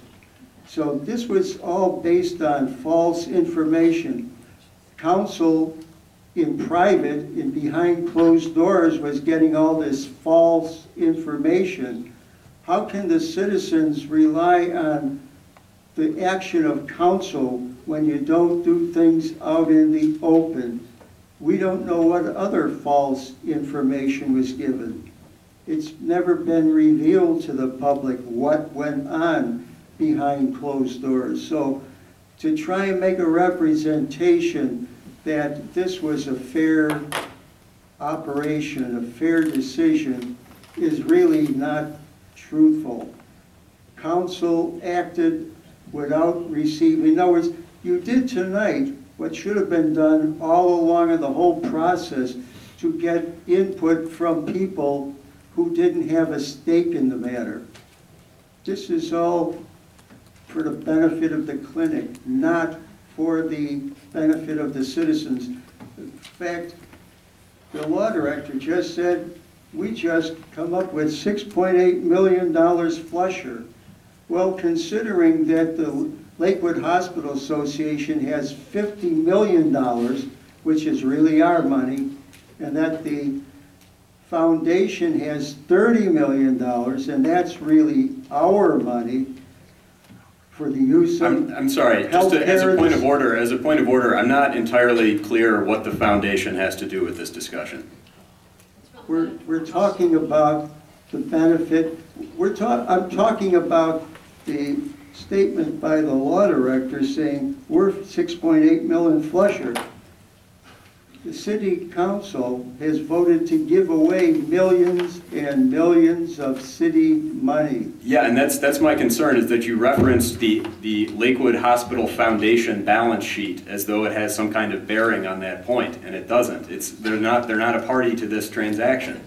And that's been a misunderstanding that we've heard several times from this group, and I just like to dispel that again as much as we can, that's something that's not at issue here in this discussion. Well, that's an opinion you hold. I don't agree with that.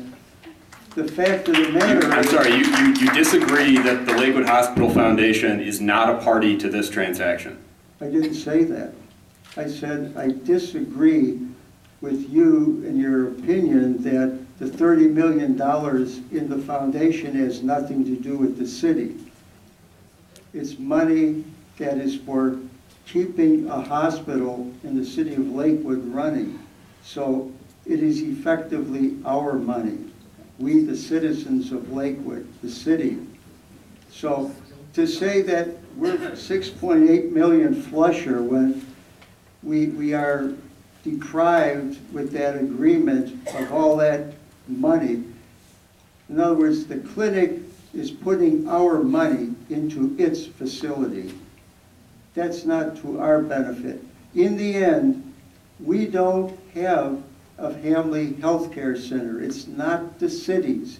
It might be located in the city, but the city doesn't own it, the city doesn't control it. It's the benefit of the bottom line of the clinic, not the benefit of the citizens of Lakewood. It can be taken away by the clinic.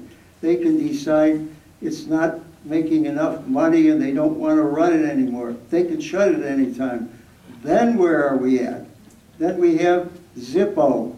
So to foist on the public the concept that, gee, we're better off than we are with a present hospital, which was perfectly functional before the clinic started violating its obligations, and the obligation also at the end of the lease to turn it over to the city as a going concern. These facts, I doubt, were considered by city council. How would I know? I wasn't allowed into these meetings. They were in executive session. So I can't clearly hold the council at fault. I don't know what basis they voted on, but I do hold them at fault for not doing their business out in the open so everybody would know what's the basis of their thought process. Thank you. Thanks.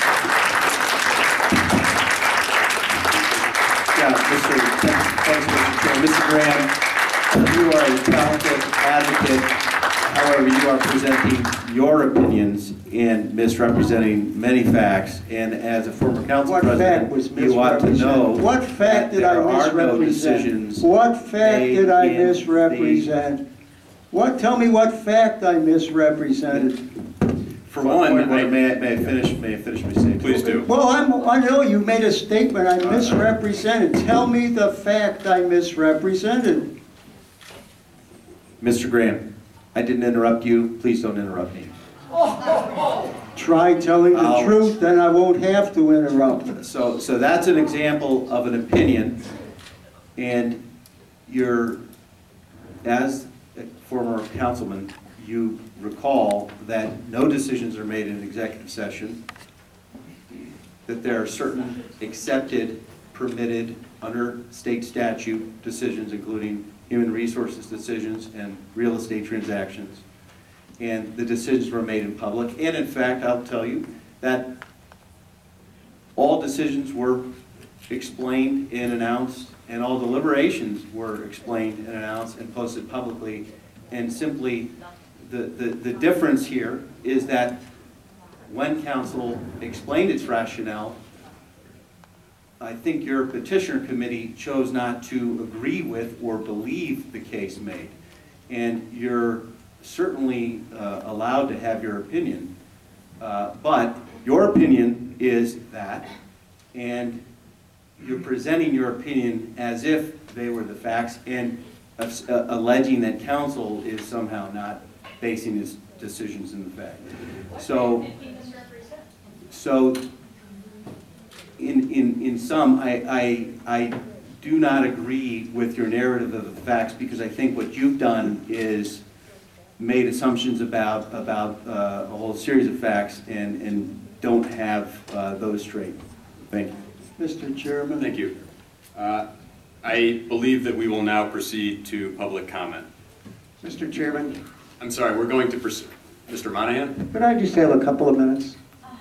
Mr. Monahan, I really am perplexed, because I gave this committee the opportunity to speak at the beginning of the hearing, and no one from the committee wanted to speak. And so I am sorry that it perplexed you, sir. I got home at 6 o'clock tonight and found out that there was a meeting and we were supposed to have comments ready. Physically impossible for I to do anything. Okay? Please proceed. Okay? I just want to comment to Mr. Bullock. You said that there was some misinformation on a sheet that was handed out to you about the possibility of raising taxes. Is that correct? Did I quote you correctly? No, you didn't. Well, tell me what it said. What I didn't say that anything of opinion. This piece of paper. Don't parse words with me. I just want to get to the thing, because I'm holding up everybody. There's three statements of fact that are what are the three facts that council has passed legislation making Cleveland Clinic the only health system available to Lakewood residents? That's not factual. Closing the hospital means our taxes will go up. That's not factual. Okay. The proposed ER is an ER name only and will not accommodate heart attacks. That's it's not an ER name only. What is the comment about the facts? I mean, I can hardly hear you. I'm sorry. Well, okay. Rather than go back and forth, I mean, no, I just want. Why don't you make your point? Well, okay, I'll make the point. I think it was about that if something happens, taxes are going to go up. Now, issue 64 put out a piece of information that said, if we save the hospital, our taxes are going to go up.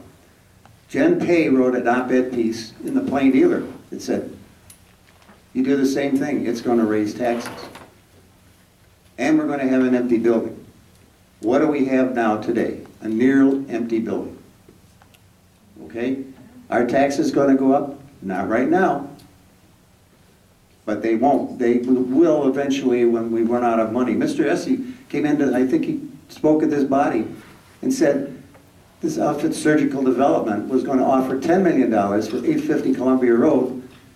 And no way, they said, we don't want to deal with you.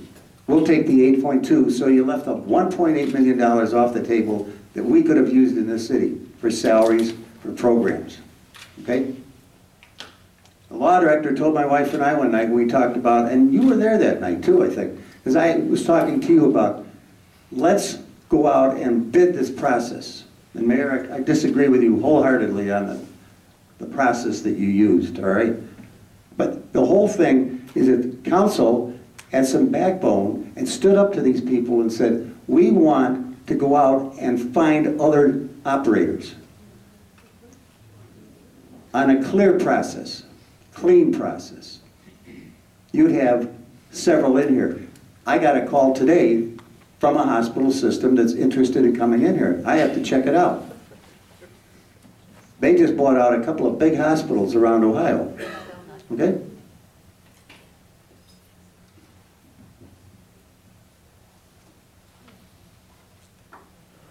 Mrs. Marks, back in this past summer, you stood outside in the back of the street, the sidewalk out there with a bunch of us and talked about, you were pretty upset with Mike Skinnell for running for mayor and running on the platform to save the hospital.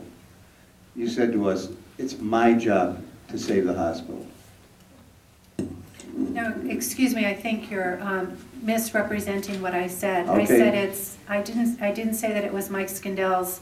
Mike Skindell ran on one issue, and that was to save the hospital. And I said it's council's job to save the hospital. Is that correct? That's right. Yeah, I didn't say it was my job. I said it's Well, council's job. Did you save it? No, I said it was our job to make a decision based on the information we had available to us. Mr. Monahan, it's just like you said, a hospital system called you. Why didn't they call the mayor? Why didn't they call one of us? How do I know? It's not our job to do your job, is it? Well, you know what? What can I say? If nobody's reaching out to us, there's phantom people all around. These won't be phantom people if I follow up on this. Okay? Surgical, you didn't invite these people in when they were here. You know, so why do you want them back now? Surgical Development Partners, I believe, was invited to come and speak in more depth and declined that invitation. Is that correct, Mayor?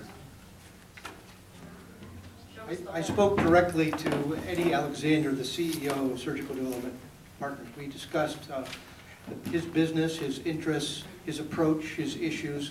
It was about a half-an-hour conversation. And the question at that point was, if you are interested, when you come to town, by all means, be interested in talking to you. Never heard from him. So thank you for clearing that part of it up. Mr. Monahan, do you have additional remarks? Just the fact that, you know, if this is going to delay and this is going to cost the city money to be put on a special, you know, I'm concerned about that. I don't think we should be spending another $100,000 for the delay. We turned in these petitions 9 days early. Okay, so... And they sat around for 9 days. And they went downtown and they were approved in 2.5 days by the Board of Elections, which put it pretty much in a window where a lot of these things... One of the, I think Pam tonight got a notice that there were only 8 absentee ballots sent to military personnel so far. Yeah, and I appreciate that. I think that there are some members of council who wouldn't want to disenfranchise any members of our military, especially on an issue as important as the hospital issue. And I think that that does underscore, again, the feeling that many council members have, which is that precisely because you say this is an important issue on which our citizens need to have a voice, it follows naturally to me that the way to do that would not be in an election in which there could be significant amounts of confusion, significant amounts of disenfranchisement, and I think that that's the situation that's been outlined before us. So with that, I would like to, at this time, move on to the public comment, for which a number of individuals have signed up. The first of which is, I'm sorry, Director Pay, do you have a statement to make? Yes, hopefully quickly. Okay. The clarification about the taxes going up, and Mr. Monahan, we had this discussion before and we made that clarification. The taxpayer lawsuit, which you are party to, I'm sorry, I apologize. I'm sorry, Mr. Graham is part of the taxpayer lawsuit, and the 4 others that are part of that. Part of that lawsuit requested that the city take over the hospital. My response would be, with the city taking over the hospital, what the financial implication would be. And here's the finances. This is what it equals in taxes. It did not mean taxes are going to go up, but this is what it would take in taxes to reach that burden. This continued statement that taxes are going to go up because of the master agreement is simply not true. The master agreement makes the city whole, and then some, in finances to cover any loss in income tax during the term of 10 years. So to say that taxes are going up is not true. Second, the electorate gets to vote if council decides to raise taxes. So it's not like, okay, we don't have any money, raise taxes. That's not going to happen. It would go to the voters to say yes or no, we agree with this. Thank you. Thanks for that clarification. We'll now finally proceed to public comment. The first person signed up to comment this evening is Linda Beebe. Ms. Beebe.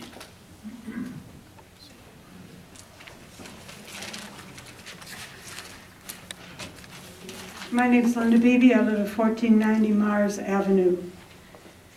I'm here to speak in favor of the council and administration's adopting or deciding not to repeal the ordinance and allowing this to go forward. I regret that we're here tonight. I thought the defeat of issue 64 would settle the issue and allow us to move on. And my remarks tonight go completely to that point. I know change is inevitable. Sometimes I don't like the American health system very well, but it's what we've got, it's what we have to live with. I'm going to cut my remarks short. I was going to make some comments about people who want to live in 1916 and keep their horse, but I won't go there. I simply want to say I'm looking forward personally to what we've accomplished with the master contract. And whatever it takes to get us forward to that point is what I'd like council to consider. The future is as bright as we make it. And it's going to take longer. Sorry that council's had to be here tonight to this hour and on and on and on, hearing much the same things. But I think ultimately we're going to, the people in this community who want a brighter future, who don't want to look back into the past, but want to look, as the mayor said, at healthcare as it's going to be in the 21st century, not the 19th century. I think we're going to get there. It may be longer and harder to do so, but we are going to get there. And I guess for the moment, I would urge council to not repeal ordinance, whatever the number was, I've got it written down here, and put it on the fall election because it's cheaper, and just move forward. Thank you all for the work you've done here this past year. I know you've been spending a lot of time studying and talking and thinking and listening, and it's important that you do so. But so far, I applaud the positions you've taken and the fact that we're going to move forward in this community as we always have. The future does look really good, and I think we should be focusing on that on that point. Thank you. Thank you. The next speaker tonight is Mary Osborne. Sorry.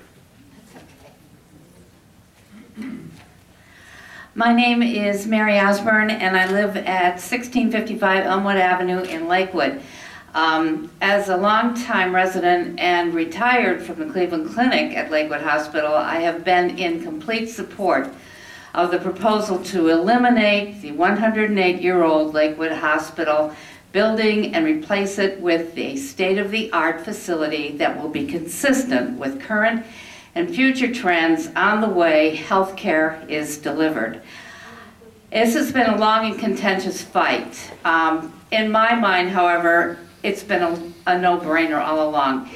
Either support this innovative plan or end up with nothing. The Save Lakewood Hospital contingent seems to be committed to ending up with nothing. And frankly, it seems to me that nothing is what Save Lakewood Hospital has achieved so far. For example, Save Lakewood Hospital candidate Michael Skindle was soundly defeated by a 15-point margin. Mayor Michael Summers, who certainly supports the proposal, prevailed.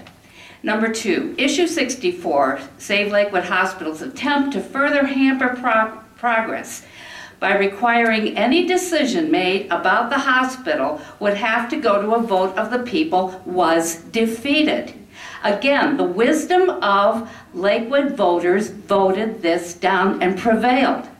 Every lawsuit and temporary restraining order filed by Save Lakewood Hospital upon which a decision has been made has failed thus far. The judge has yet to render a decision about a $400 million lawsuit against the Cleveland Clinic. City Council voted on December 21st to go forward with the proposal. They should not rescind their earlier vote today. Thank you very much. Thank you. Next up, we have Ron Petrie. Thank you. I'm Ron Petrie, 1538 Northland Avenue in Lakewood, 30-year resident of Lakewood.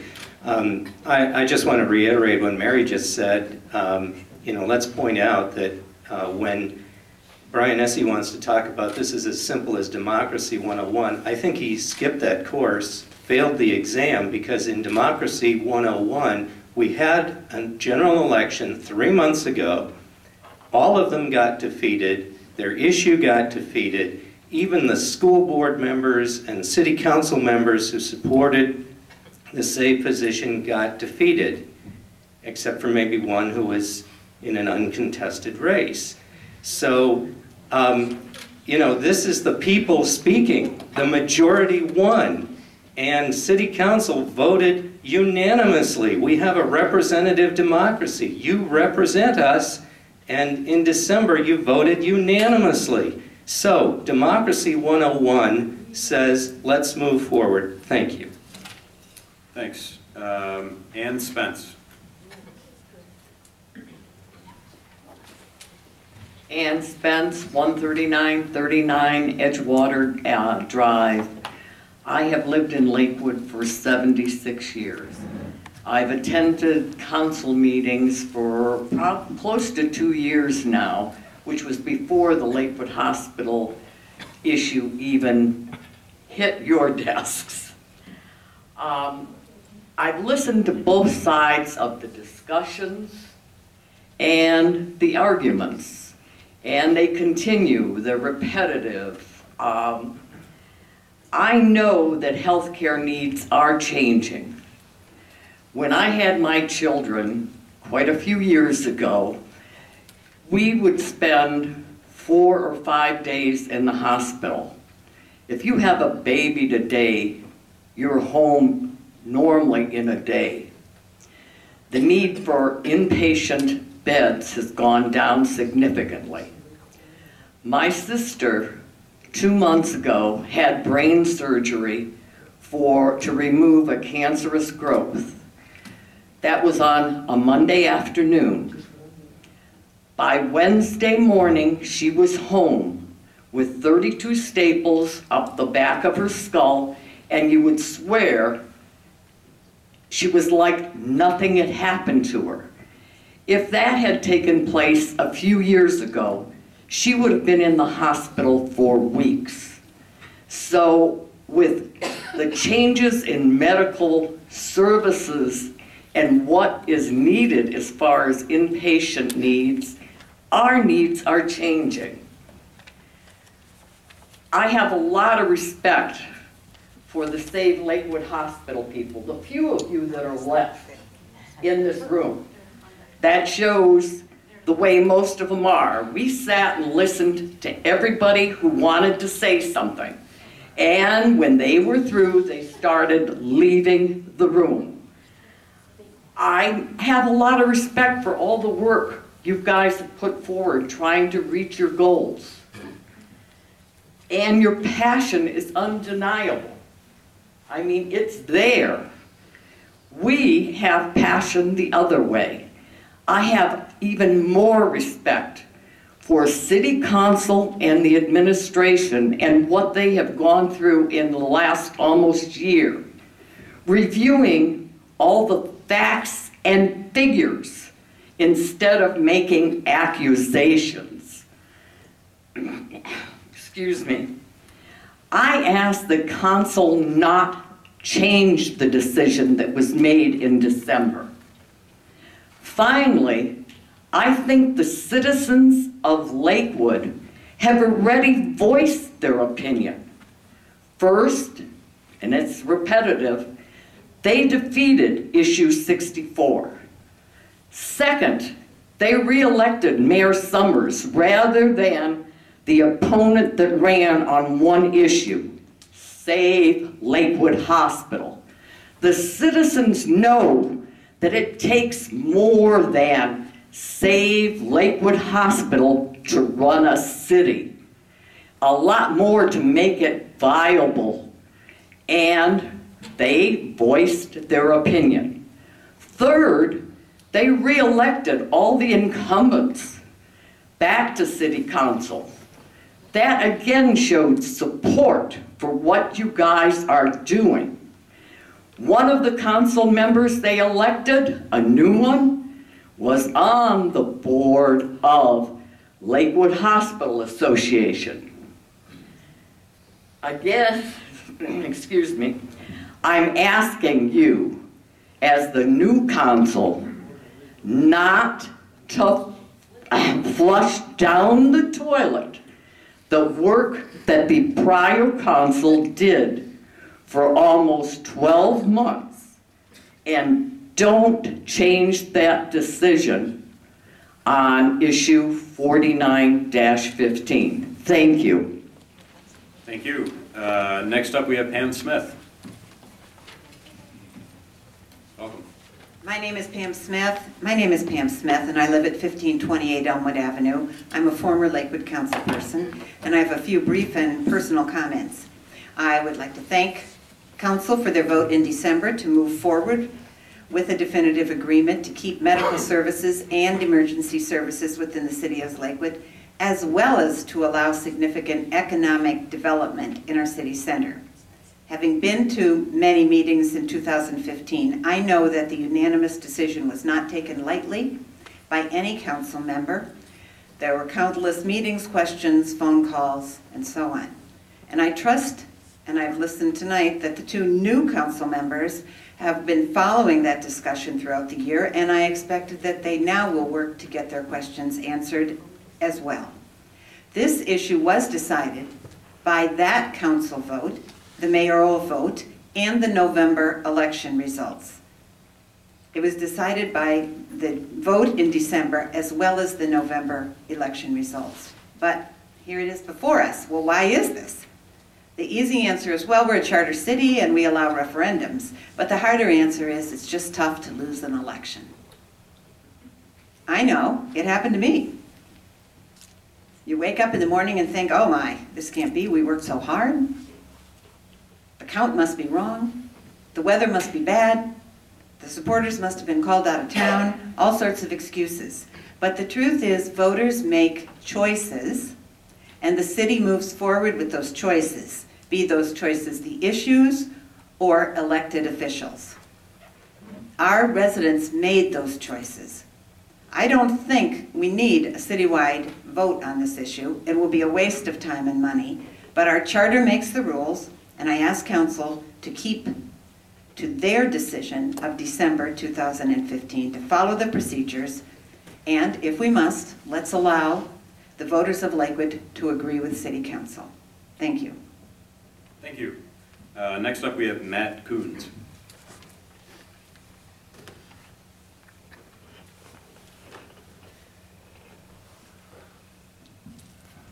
My name is Matt Coons. I live at 17305 Madison Avenue.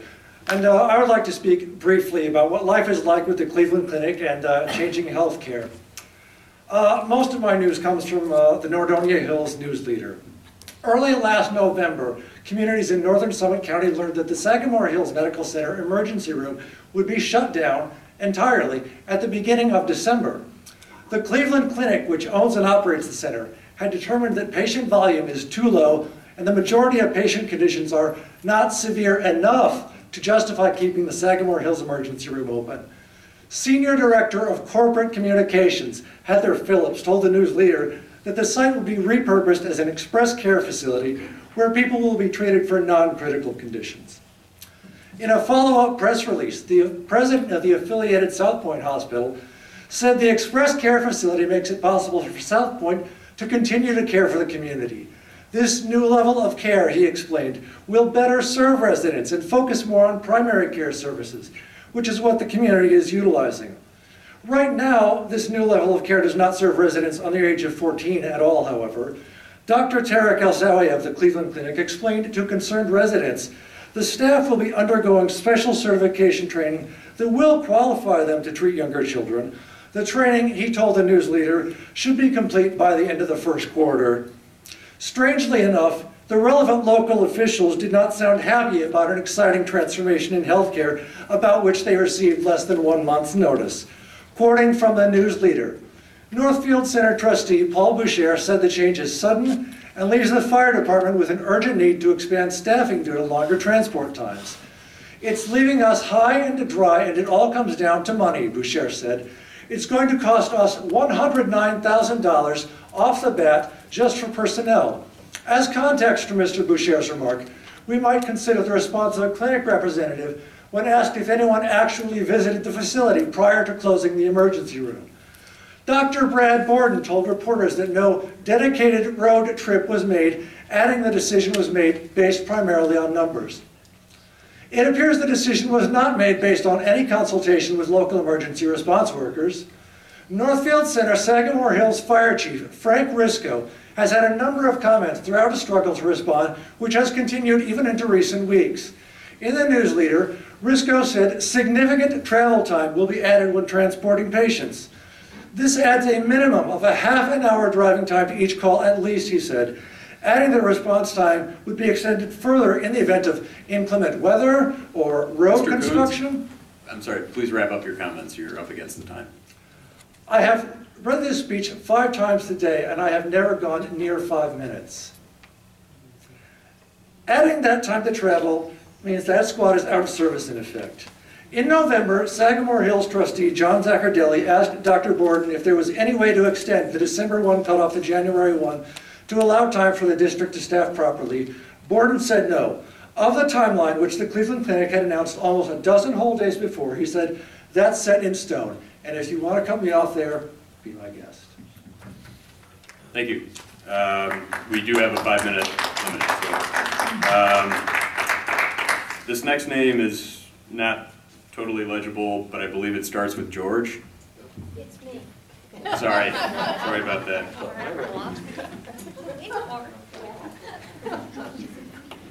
I'm going to cut this short. It's past my bedtime.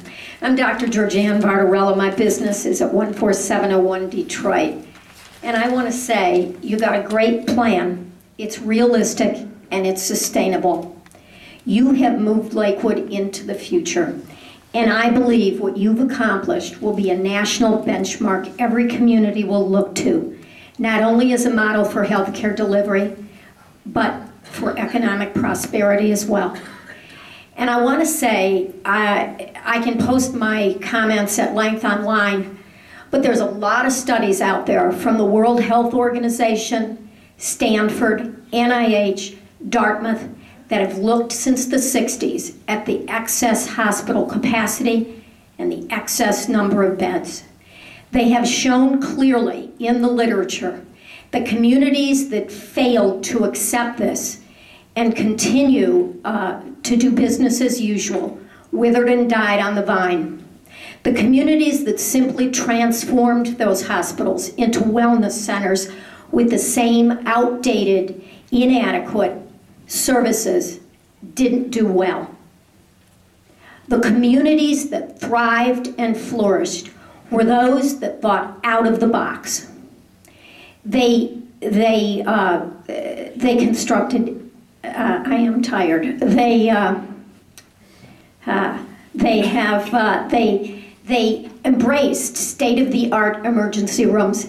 But what's more important, they looked at the space that these old hospitals once had, and they rethought of them in inventive and creative ways. And they flourished. And that is exactly what you've done. So I will close, and I will leave you with one snapshot of the future of medicine. And Imagine a young man dying of kidney failure, and he can't get a donor. Now imagine this. A 3D printer with a few human cells make him a kidney and send him home in days. That is the future of medicine. I'm sorry I stuttered, but I gotta go to bed. Thank you. Thank you so much, and I apologize again about the name. Bill Sanderson is our next speaker.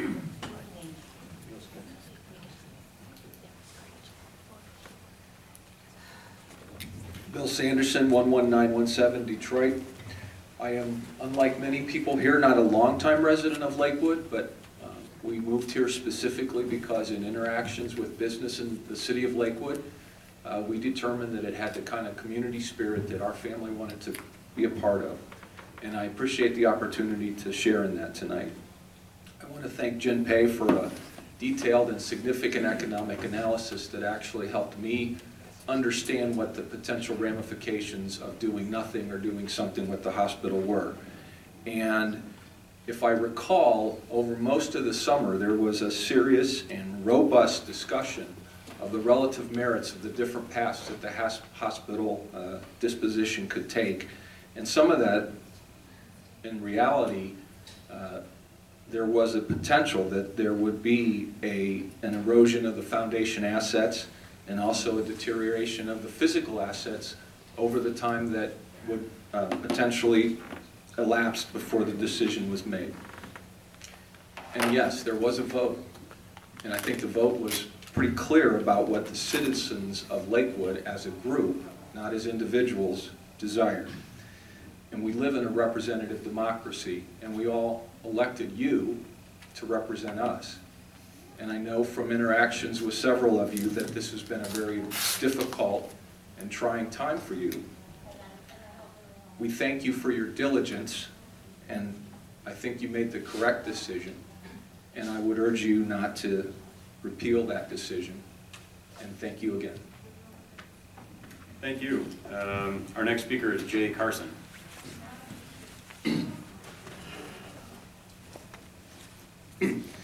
Mr. President, members of council, in view of the hour and the excellent points that were made by council, the excellent questions and the statements made by the other speakers, I think I have nothing to add other than say thank you for your diligence. Thank you for the thousands of hours you put in on this.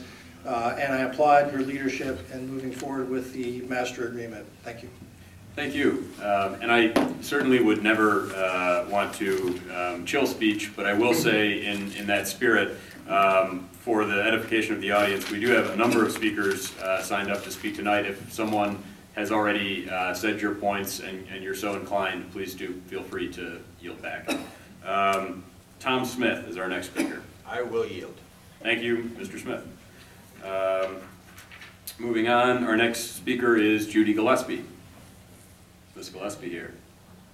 Not here. It's not here. Okay. Well, maybe forget it then. Everyone can speak twice. No, just kidding. Margot, is it Herman or Hyman or the first word is definitely Margot, but it seems I believe that she had to leave. not here. Okay. Mr. Essie. No, Mr. Essie. Mr. Young. No, Mr. No, Mr. Young. Okay. Oh, okay. Keep going. I'll give it. All right.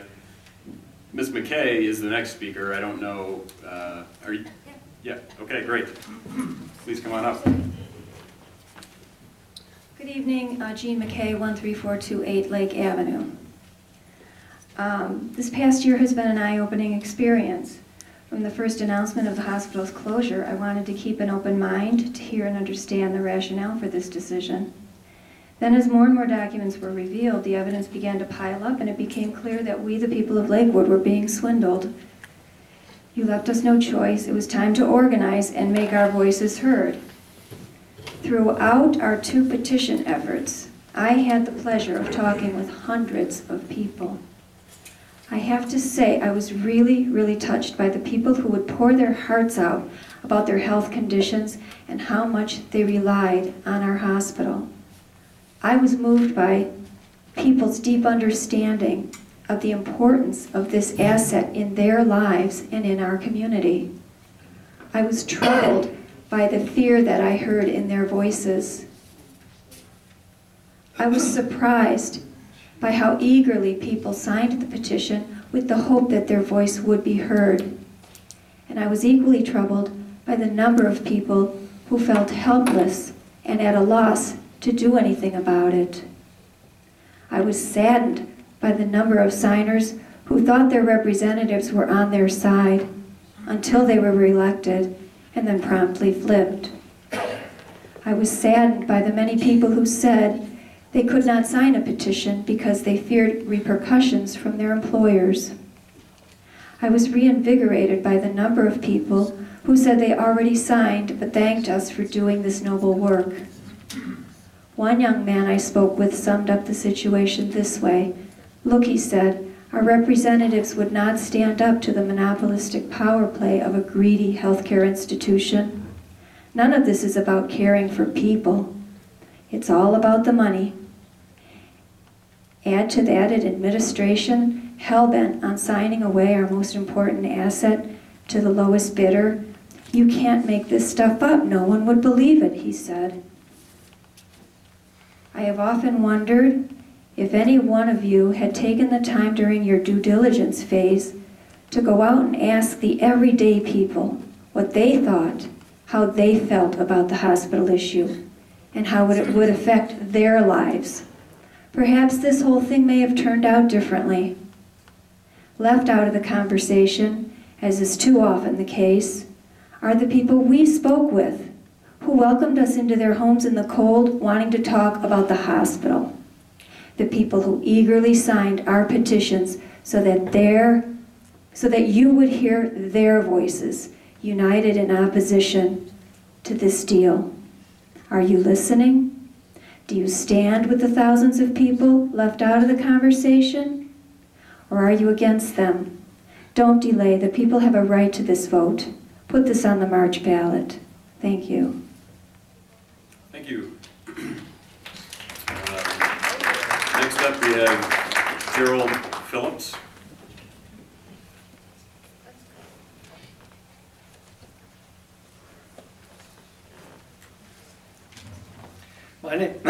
My name is Gerald Phillips. I'm an attorney practicing law for 38 years. I specialize in election law, and I'm sure Mr. Butler can collaborate that if he looks at election law cases, I got 20 or so cases in the Supreme Court, so I consider myself an expert. But also, I'm also a CPA for 39 years, attorney of 38 years. I'm very familiar with Lakewood Hospital. I used to reside in Lakewood.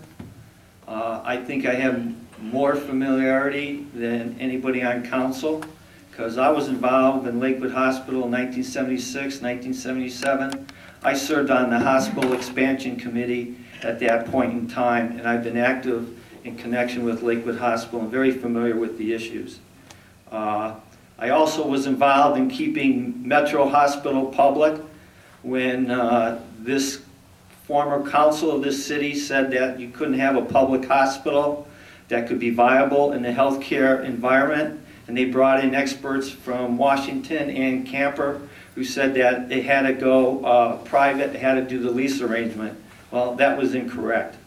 I know Mr. Graham for 38 years. I know he's got more experience with the hospital than I do. And I have to thank Mr. Graham for an excellent presentation. And contrary to Mr. Bullock, his statements are true. They come from depositions. They come from discovery, public records, and legal documents.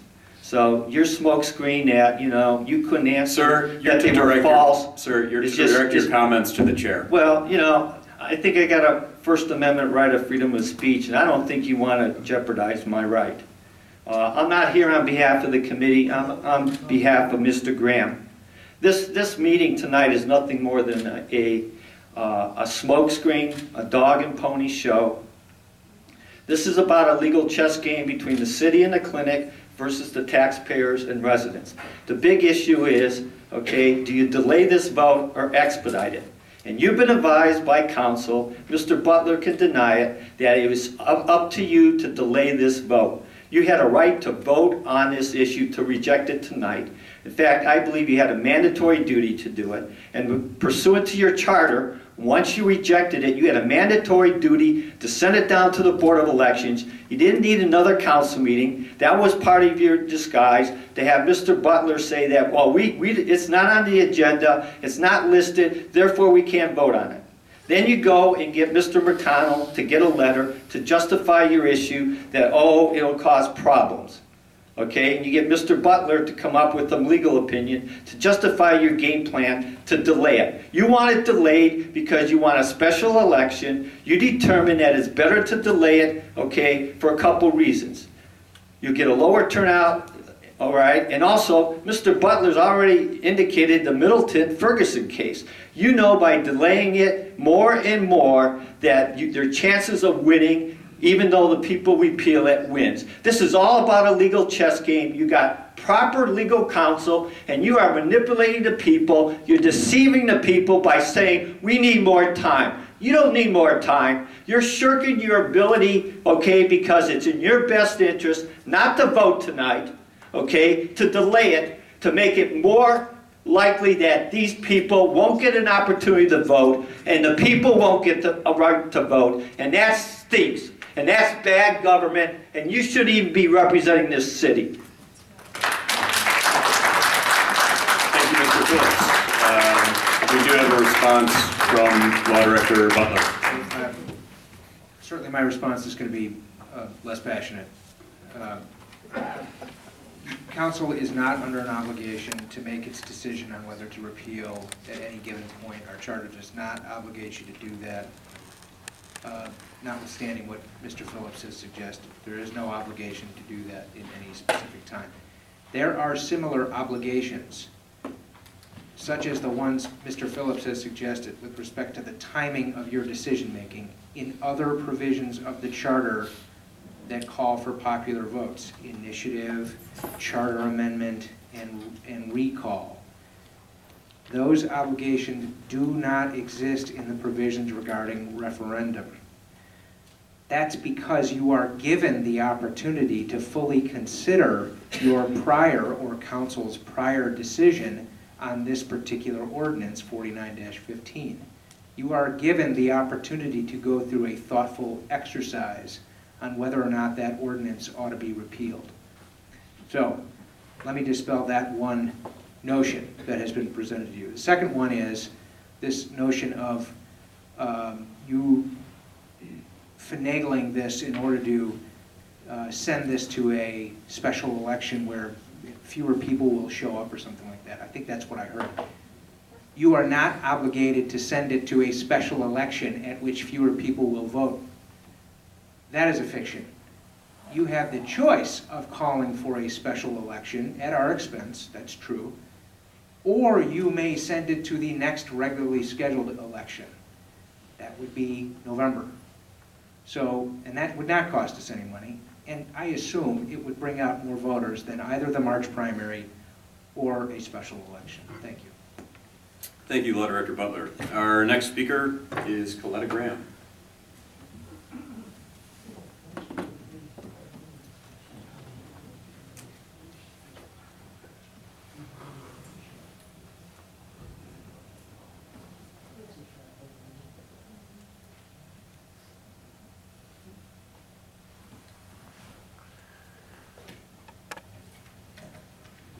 Coletta Graham, 1286 Chase Avenue. I don't think I'll be as eloquent as my husband, but I'll do the best I can. This is nothing but a sham. I mean, it's so upsetting because I have, as well you know, attended meeting after meeting after meeting. I didn't go to the ones where you went into executive session. But nothing was ever done. Nothing has been done in regards to this whatsoever. At the present time, You've closed the hospital. The Avon Hospital is not going to be finished till at least November. So the multitude of people, our constituents, our people that you're supposed to be representing, are forced to go to Fairview Hospital. And there has been just chaos in that hospital. People are waiting 5-6 hours to try to get in the emergency room. People have literally been turned away that were scheduled to go into Fairview Hospital because they have not enough beds. But it just goes on and on.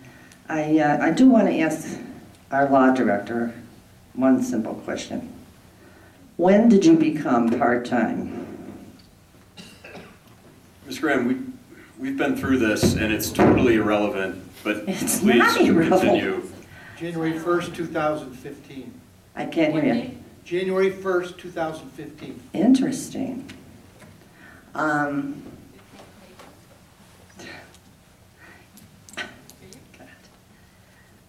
sorry. I have come to this microphone 1,000 times and asked 8 million questions. I've never gotten any of them answered. I've never gotten any of them answered. Why my husband's heart unit exercise group was shut down from the hospital. This was money that was coming in to the city of Lakewood. It wasn't until at the Beck Center, the very first of these meetings, that the president had to admit. They closed it down. It had been going on for 25 years, and they closed it down because of parking? Because of parking? And the reporter that covered that meeting, the very first sentence, he said, there were about 300 people that attended the meeting. The fact is that they were down the steps around the wall, and I called Beck Center, and that building holds almost 600 people, plus the ones who were on the wall, plus the ones who were going down the steps. Don't you find it interesting that the very first sentence said there were about 300 people? And you can't get coverage from the Plain Dealer or the Lakewood Sun-Post. Fair coverage, I should say. All you have to do is look at the Lakewood Sun-Post today. Full page ad from the clinic. They have control of the TV. They have control of the papers. Okay, there's one last thing I'm going to talk about. And it's in regards to the Curtis building. Today, if you got the Lakewood Sun-Post, we're going to make it an historical building. It's going to be preserved by our historical society. Geez, why didn't any of you think about having the historical building saved at the hospital? It's over 100 years old. None of you's ever thought to use that device. It's like Lakewood High School. There's another one. How many people graduated from Lakewood High School, including our mayor? Oh, you couldn't save the facade, the beautiful facade of that high school. No, you couldn't save that, but you're busy going to save this Curtis building. And I have come before council year after year and begged and tried to find out why that entire property has sat empty year after year. Even when Mayor Summers was on council, that was his ward. Nothing was ever done. None of the apartments were rented upstairs. This was some more money that would be coming in to help save the school. I want you to think about one last thing. You had Huron Hospital. The clinics absorbed that. Where is Huron Hospital? Where is East Cleveland? Oh, they're in bankruptcy. Now you have Marymount, which, talk about frightening with their blood program. I'm going to prophesy that Marymount's going to be next. They have absorbed and soaked up every single thing they want. And you are all sitting up here to represent all of the people, not from Lake Avenue down, the rest of the people that really need that hospital. Thanks very much. Up next, we have Captain Egert. Egert, sorry about that, Captain Egert. Yeah, Captain Steve Eggert, 902 Beach Road, Lakewood, Ohio. Microphone. Captain Steve Eggert, 902 Beach Road, Lakewood, Ohio. I'm curious what the numbers are. Back to 2010, what was the actual cash flow or the actual profit of the hospital? I know those numbers have been presented to you before, but I haven't not heard much about it tonight. What are the numbers? Sure. All of that information is actually posted on the city's website under the hospital tab. Ernst & Young, I believe, is the company that does the financials, has done the financials historically for Lakewood Hospital, and I think you'll find all of those audits available. As well as, I think Lakewood Hospital Association has some additional financial documentation that they've made available to the public over the course of the last year. Yeah. From your memory, was the hospital providing a profit in 2010? I believe it was in 2010, but again, in this particular issue, it gets into somewhat of a semantics issue, essentially, because you could talk about whether or not the hospital was profitable in terms of was the investment portfolio generating positive revenues, or you can talk about was the hospital profitable from the standpoint of was it operating profitably, was it generating operating profits. So that is different from year to year over the past several years. I think most people would agree that cash flow is a better measure than actual profits. It's a lot more honest. I've worked for several corporations, and I know that accounting can be very, very creative. I've worked for big corporations, and I've seen that accounting can be very creative. It's entirely possible that the accounting was very creative in 2015. What did the accounting state back in 2010 before this issue was on the table? What did it say in 2005? Cash flow, from your memory.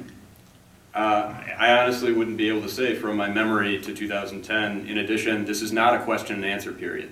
Yeah. This is for public comment. So if you have a comment, make it. If not, please be seated. Well, my comment is this hospital had a positive cash flow in 2010 before any creative accounting occurred, and 2005 and years before that, and would probably have a positive cash flow right now.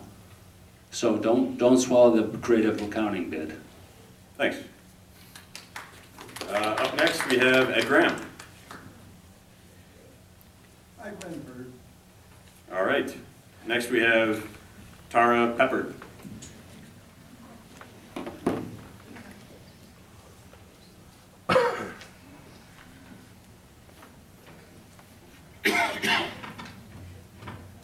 Tara Peppard, 1278 Edwards Avenue. So as I've spoken before at previous meetings, this is a great injustice in our community, and I will continue to stand before you until this is made right. I came here hopeful that there may be some reflection on a repeal, an actual repeal from you, so that we could move forward as a community, so that we could actually move forward with a true open bid, an open bid without tortious interference. But instead, as our law director has stated, we can't make a decision on that tonight. So this is all very, very upsetting. We had a viable hospital. It was decanted. The decanting plan was clear. So I don't understand. I was a little hopeful. Councilman Bullock mentioned, let's invite the group in to present what they could offer. So how do we do that? How do we do that? How do we actually put an open bid, open to the public, to allow someone else to move in? The hospital was profitable. We know this. No more lies. No more lies. This is not good for our community. It's unheard of to think that anyone could support this and say, yay, 104 years, we're going to redevelop it. Let's put a new fancy health center. Let's put a soccer gym in there. This is wrong. 104 years of health care for our community. And I'm sorry, the Lakewood Hospital Foundation was a tremendous asset for us. It protected the underserved of our community. And those are the ones I worry about. What you're doing is wrong. If you don't actively repeal this and put an open bid out, this is wrong. You're not representing the people.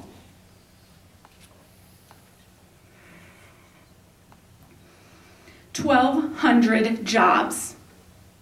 I did my taxes, and I talked to the accountant. She said, I can't believe what's going on in Lakewood.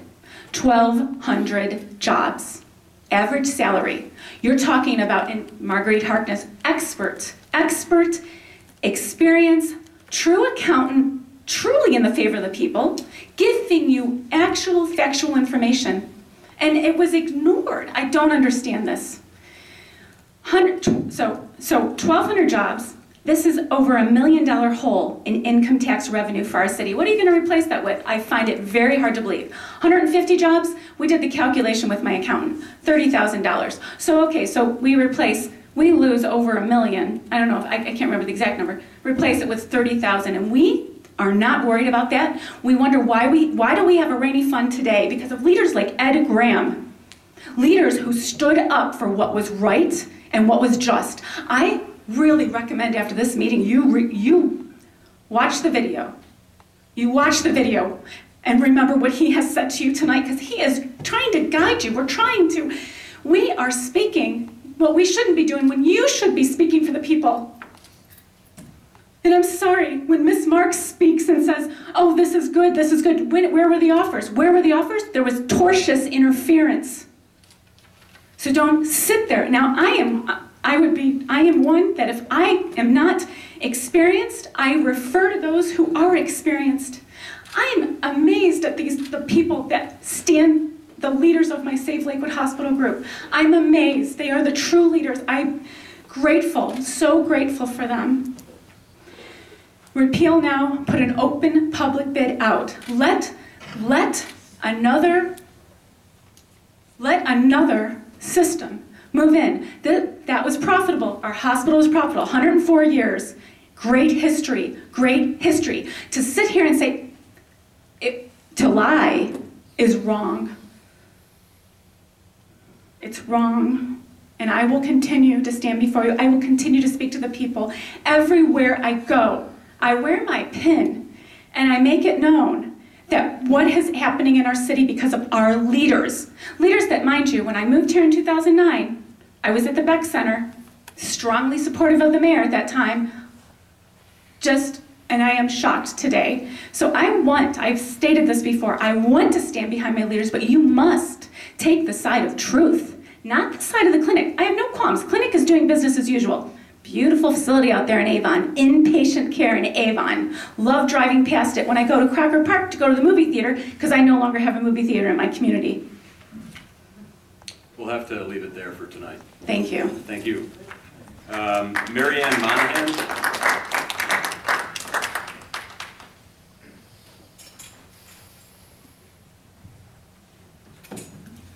Hello, Mary Ann Monahan, 1487 Waterbury Road. I've always been kind of afraid to get up and speak before, but some of the things I've heard tonight, I just had to put my name on the list. Number one, you said that you asked for our information. You asked for what information we had. When we try to present it to you, you say, that's just your opinion. You have the information, all we have is opinion. We have experts on our Save Lakewood Hospital group, experts in so many different areas who have researched this, who have gotten the documentation necessary to present these facts to you. And yet every time they're presented to you, you tell us this is just our opinion, that you're the only one that has the real information. Ms. Marks, you had said the community hospitals are going by the wayside. Becker is a national organization, and they present a lot of information on hospitals, what's going on in hospitals as far as sales and all that. They also have a list of many different excellent areas that hospitals perform in. And they have every year the 100 top community hospitals in the country. The only one in Ohio is a hospital in Wooster, Ohio. It's a 160 bed community hospital that every year receives awards throughout the country because of their excellence in medical service, because of their patient care standards, because of their quality of care. And they do this because their hospital is well managed. They have an administrator, they have people on the board who know how to run a hospital, who know how to provide the service and the kind of care that's required in order to win all these awards, to get all this recognition throughout the country. And they do this, and when they showed the prices they charge in many areas for different procedures and all, they do this without overcharging people. As a matter of fact, their prices in many of the procedures came in lower than the Akron and the Canton hospitals did. Now, I've been a nurse for 55 years, so I know healthcare when women had a baby and they stayed in the hospital for 7 days, and 10 days if they had a C-section, and they didn't get out of bed for 5 days. You did bed baths on them. I know that healthcare has changed over the years. Now we don't need to be in the hospital that long. Nevertheless, we still need to be in the hospital. You can't, what you're going to say, what, they're going to have their baby at home just because healthcare is changing and we're a healthy community? Hospitals are still needed. We don't need a 240-bed hospital, though. We just need maybe a 150-bed hospital. A 150-bed hospital that is well run, and it will service our community well.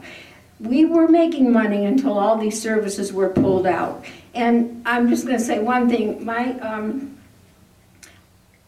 My standard thing that I've always said is, if you had a department store and all of a sudden you says, well, we're not going to sell furniture anymore and we're not going to sell clothes anymore, and then you say, well, my store is losing money, I'm going to have to close. Of course it's losing money, because you've taken out all the profitable things.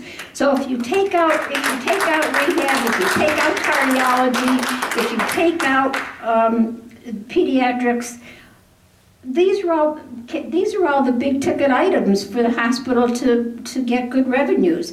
If you're taking out all these services and taking them to other hospitals, of course the hospital is going to start losing money. It doesn't take, a whole lot to put 2 and 2 together on that. I just have one more question. Can I ask the chief a question? Very quickly, you've got 30 seconds. When somebody's going to if the paramedics come to pick somebody up, what emergency room would they be taken to? Would they have a choice of emergency rooms? They can go to Lakewood, Lutheran, Fairview, Metro, St. John's. How do you know? They are offered a choice? Yeah. They wouldn't be automatically taken to Fairview? No. We've taken patients to Lakewood today. I didn't hear if they've gone to Metro today, but I know they've gone to Lakewood today. I know they've gone to Fairview today. But if I wanted to go to St. John's, or if I wanted to go down to Charity? We typically haven't gone to Charity, but very often. I think there might have only been 2 transports to Charity last year. Okay. Thank you. Thank you. Moving on, we have another speaker, and then I would ask, Mr. Young was called and was out of the room, and so I'd like to provide an opportunity for him to speak following this next speaker, as well as someone else, Mr. Haber, who is out of the room, I think, when it was his turn to speak. So is that... Sorry. Okay, all right. Well, in any case, for the time being, we'll move on to the next speaker, which is Paul Chia. I think it's Chia. Yes, how did you know? I was tipped off by the guy next to me, who's less Irish, maybe equally Irish. My name is Paul Chia, and I live at 2107 Concord Drive. The first part of my remark was already covered many times, that we as the people, as the majority, voted for all the people who wants to go ahead with this hospital business. So I cannot understand, this is the article on December 31st, it says, Margaret Harkins also said she believes the majority of Lakewood residents wants to save the hospital. Well, I don't know how many times the majority have to vote for this before they realize that's not the majority. I mean, I don't quite understand. And I understand it's hard to lose something, and just think, if you insist on it to keep going to lawsuits until you find a judge who will nullify all this, then what do you say? The vote of the majority people doesn't count because the judge said so. And every time the minority will rule, just think about it. Look around in the world. It always, at the end, becomes a dictatorship. So why don't we just let the majority of Lakewood, who decided right or wrong, go ahead with this hospital deal. And also, I would congratulate Tom Bullock on his initiative of weekend or off-site open public planning sessions. That would be excellent, because then we would really see each other face to face, rather than talking to here and talking to there. I can't talk to her, or can't talk to him, can't talk to you, because the rule says this would be excellent, and if you could succeed in this, I would try to attend those meetings. Thank you very much. Thank you. Lastly, we have, oh, I'm sorry. I'm sorry, Sam. No, no, please. Marguerite has asked if she could take my place. Sure, we'll have Ms. Harkness and then Mr. Haber, and that should conclude our public comment based on the sheets I have in front of me. Thank you, Mr. Chairman, for that concession. Of course. I'm Marguerite Harkness, 1585 Riverside Drive, Lakewood. I'm chair of Save Lakewood Hospital, and I am a CPA with my own practice. And a couple financial things that may answer somebody's questions. The income number that we look at, that Mr. Ankit Chabra always announces at the Hospital Association meetings, is called EBITDA, earnings before interest, depreciation, and amortization. And generally the hospital has been profitable most years, but you must understand that the Cleveland Clinic has sucked out of Lakewood Hospital over $24 million a year. Every year for the past few years as administrative expense. We have not been able to obtain any kind of explanation of what that makes up, what is made up of that, and that has increased from zero about 15 years ago to like 2 or 3 million a year, to 5 or 6 or 7 or 10 or 14 or 18 or 20, and it's been $24 million a year. And since they started Avon in 2008, that amount has totaled about $146 million, which is about what it cost to build Avon. So that's a little bit of financial information for you out of the audited financial statements, and it does not appear that the other hospitals that are part of the non-obligated group of the Cleveland Clinic seem to have administrative expense of that sort. At least it is not shown in the eliminating entries in the Cleveland Clinic consolidated audited financial statements by Ernst & Young. That's the financial comment. The second comment is, nobody stays in the hospital anymore. Right? Wrong. My brother has been in the hospital since November 12. When you have infections, cancers, kidney problems, a multitude of other kinds of things that can happen, it can take quite a long time to work these things out. And if you have as many as 15 or 20 different medical things, they're working something out every day, and you're working through the ER, to the ICU for a couple weeks, to a hospital room for several more weeks, to the SNF unit, this skilled nursing facility, which was it was the Grace skilled nursing facility in the oldest part of the hospital, of Lakewood Hospital, in the B section on Bell Avenue, where he was very, very near death. We really thought we were looking at a funeral in a week, in December. And they pulled him through it. And he will be able to walk, he'll be able to get back to his home within a month or so. The building is fine, it's workable. The rooms may be smaller than the fancy new ones. The care he got there was unreal, because God lives in that place. And the people who work in that place know that God lives through them and through their work, and because of their belief and their commitment to their job and to their patients, my brother didn't die, and we were certain. He couldn't talk, he couldn't write, he couldn't say anything to his lawyer. All he could do was blink his eye. And they pulled him through the infections, they managed his pain, they got him into therapy, they got him functioning again, and he will be able to return home. Not quite yet, but maybe within a month or so. So he spent 8 weeks in the hospital and 5 weeks so far in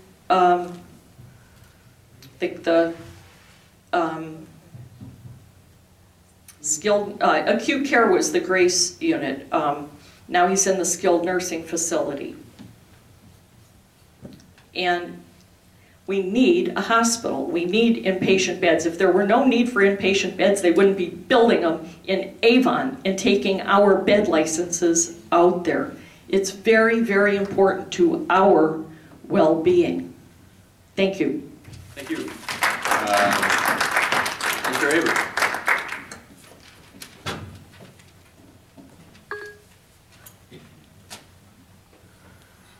Good evening.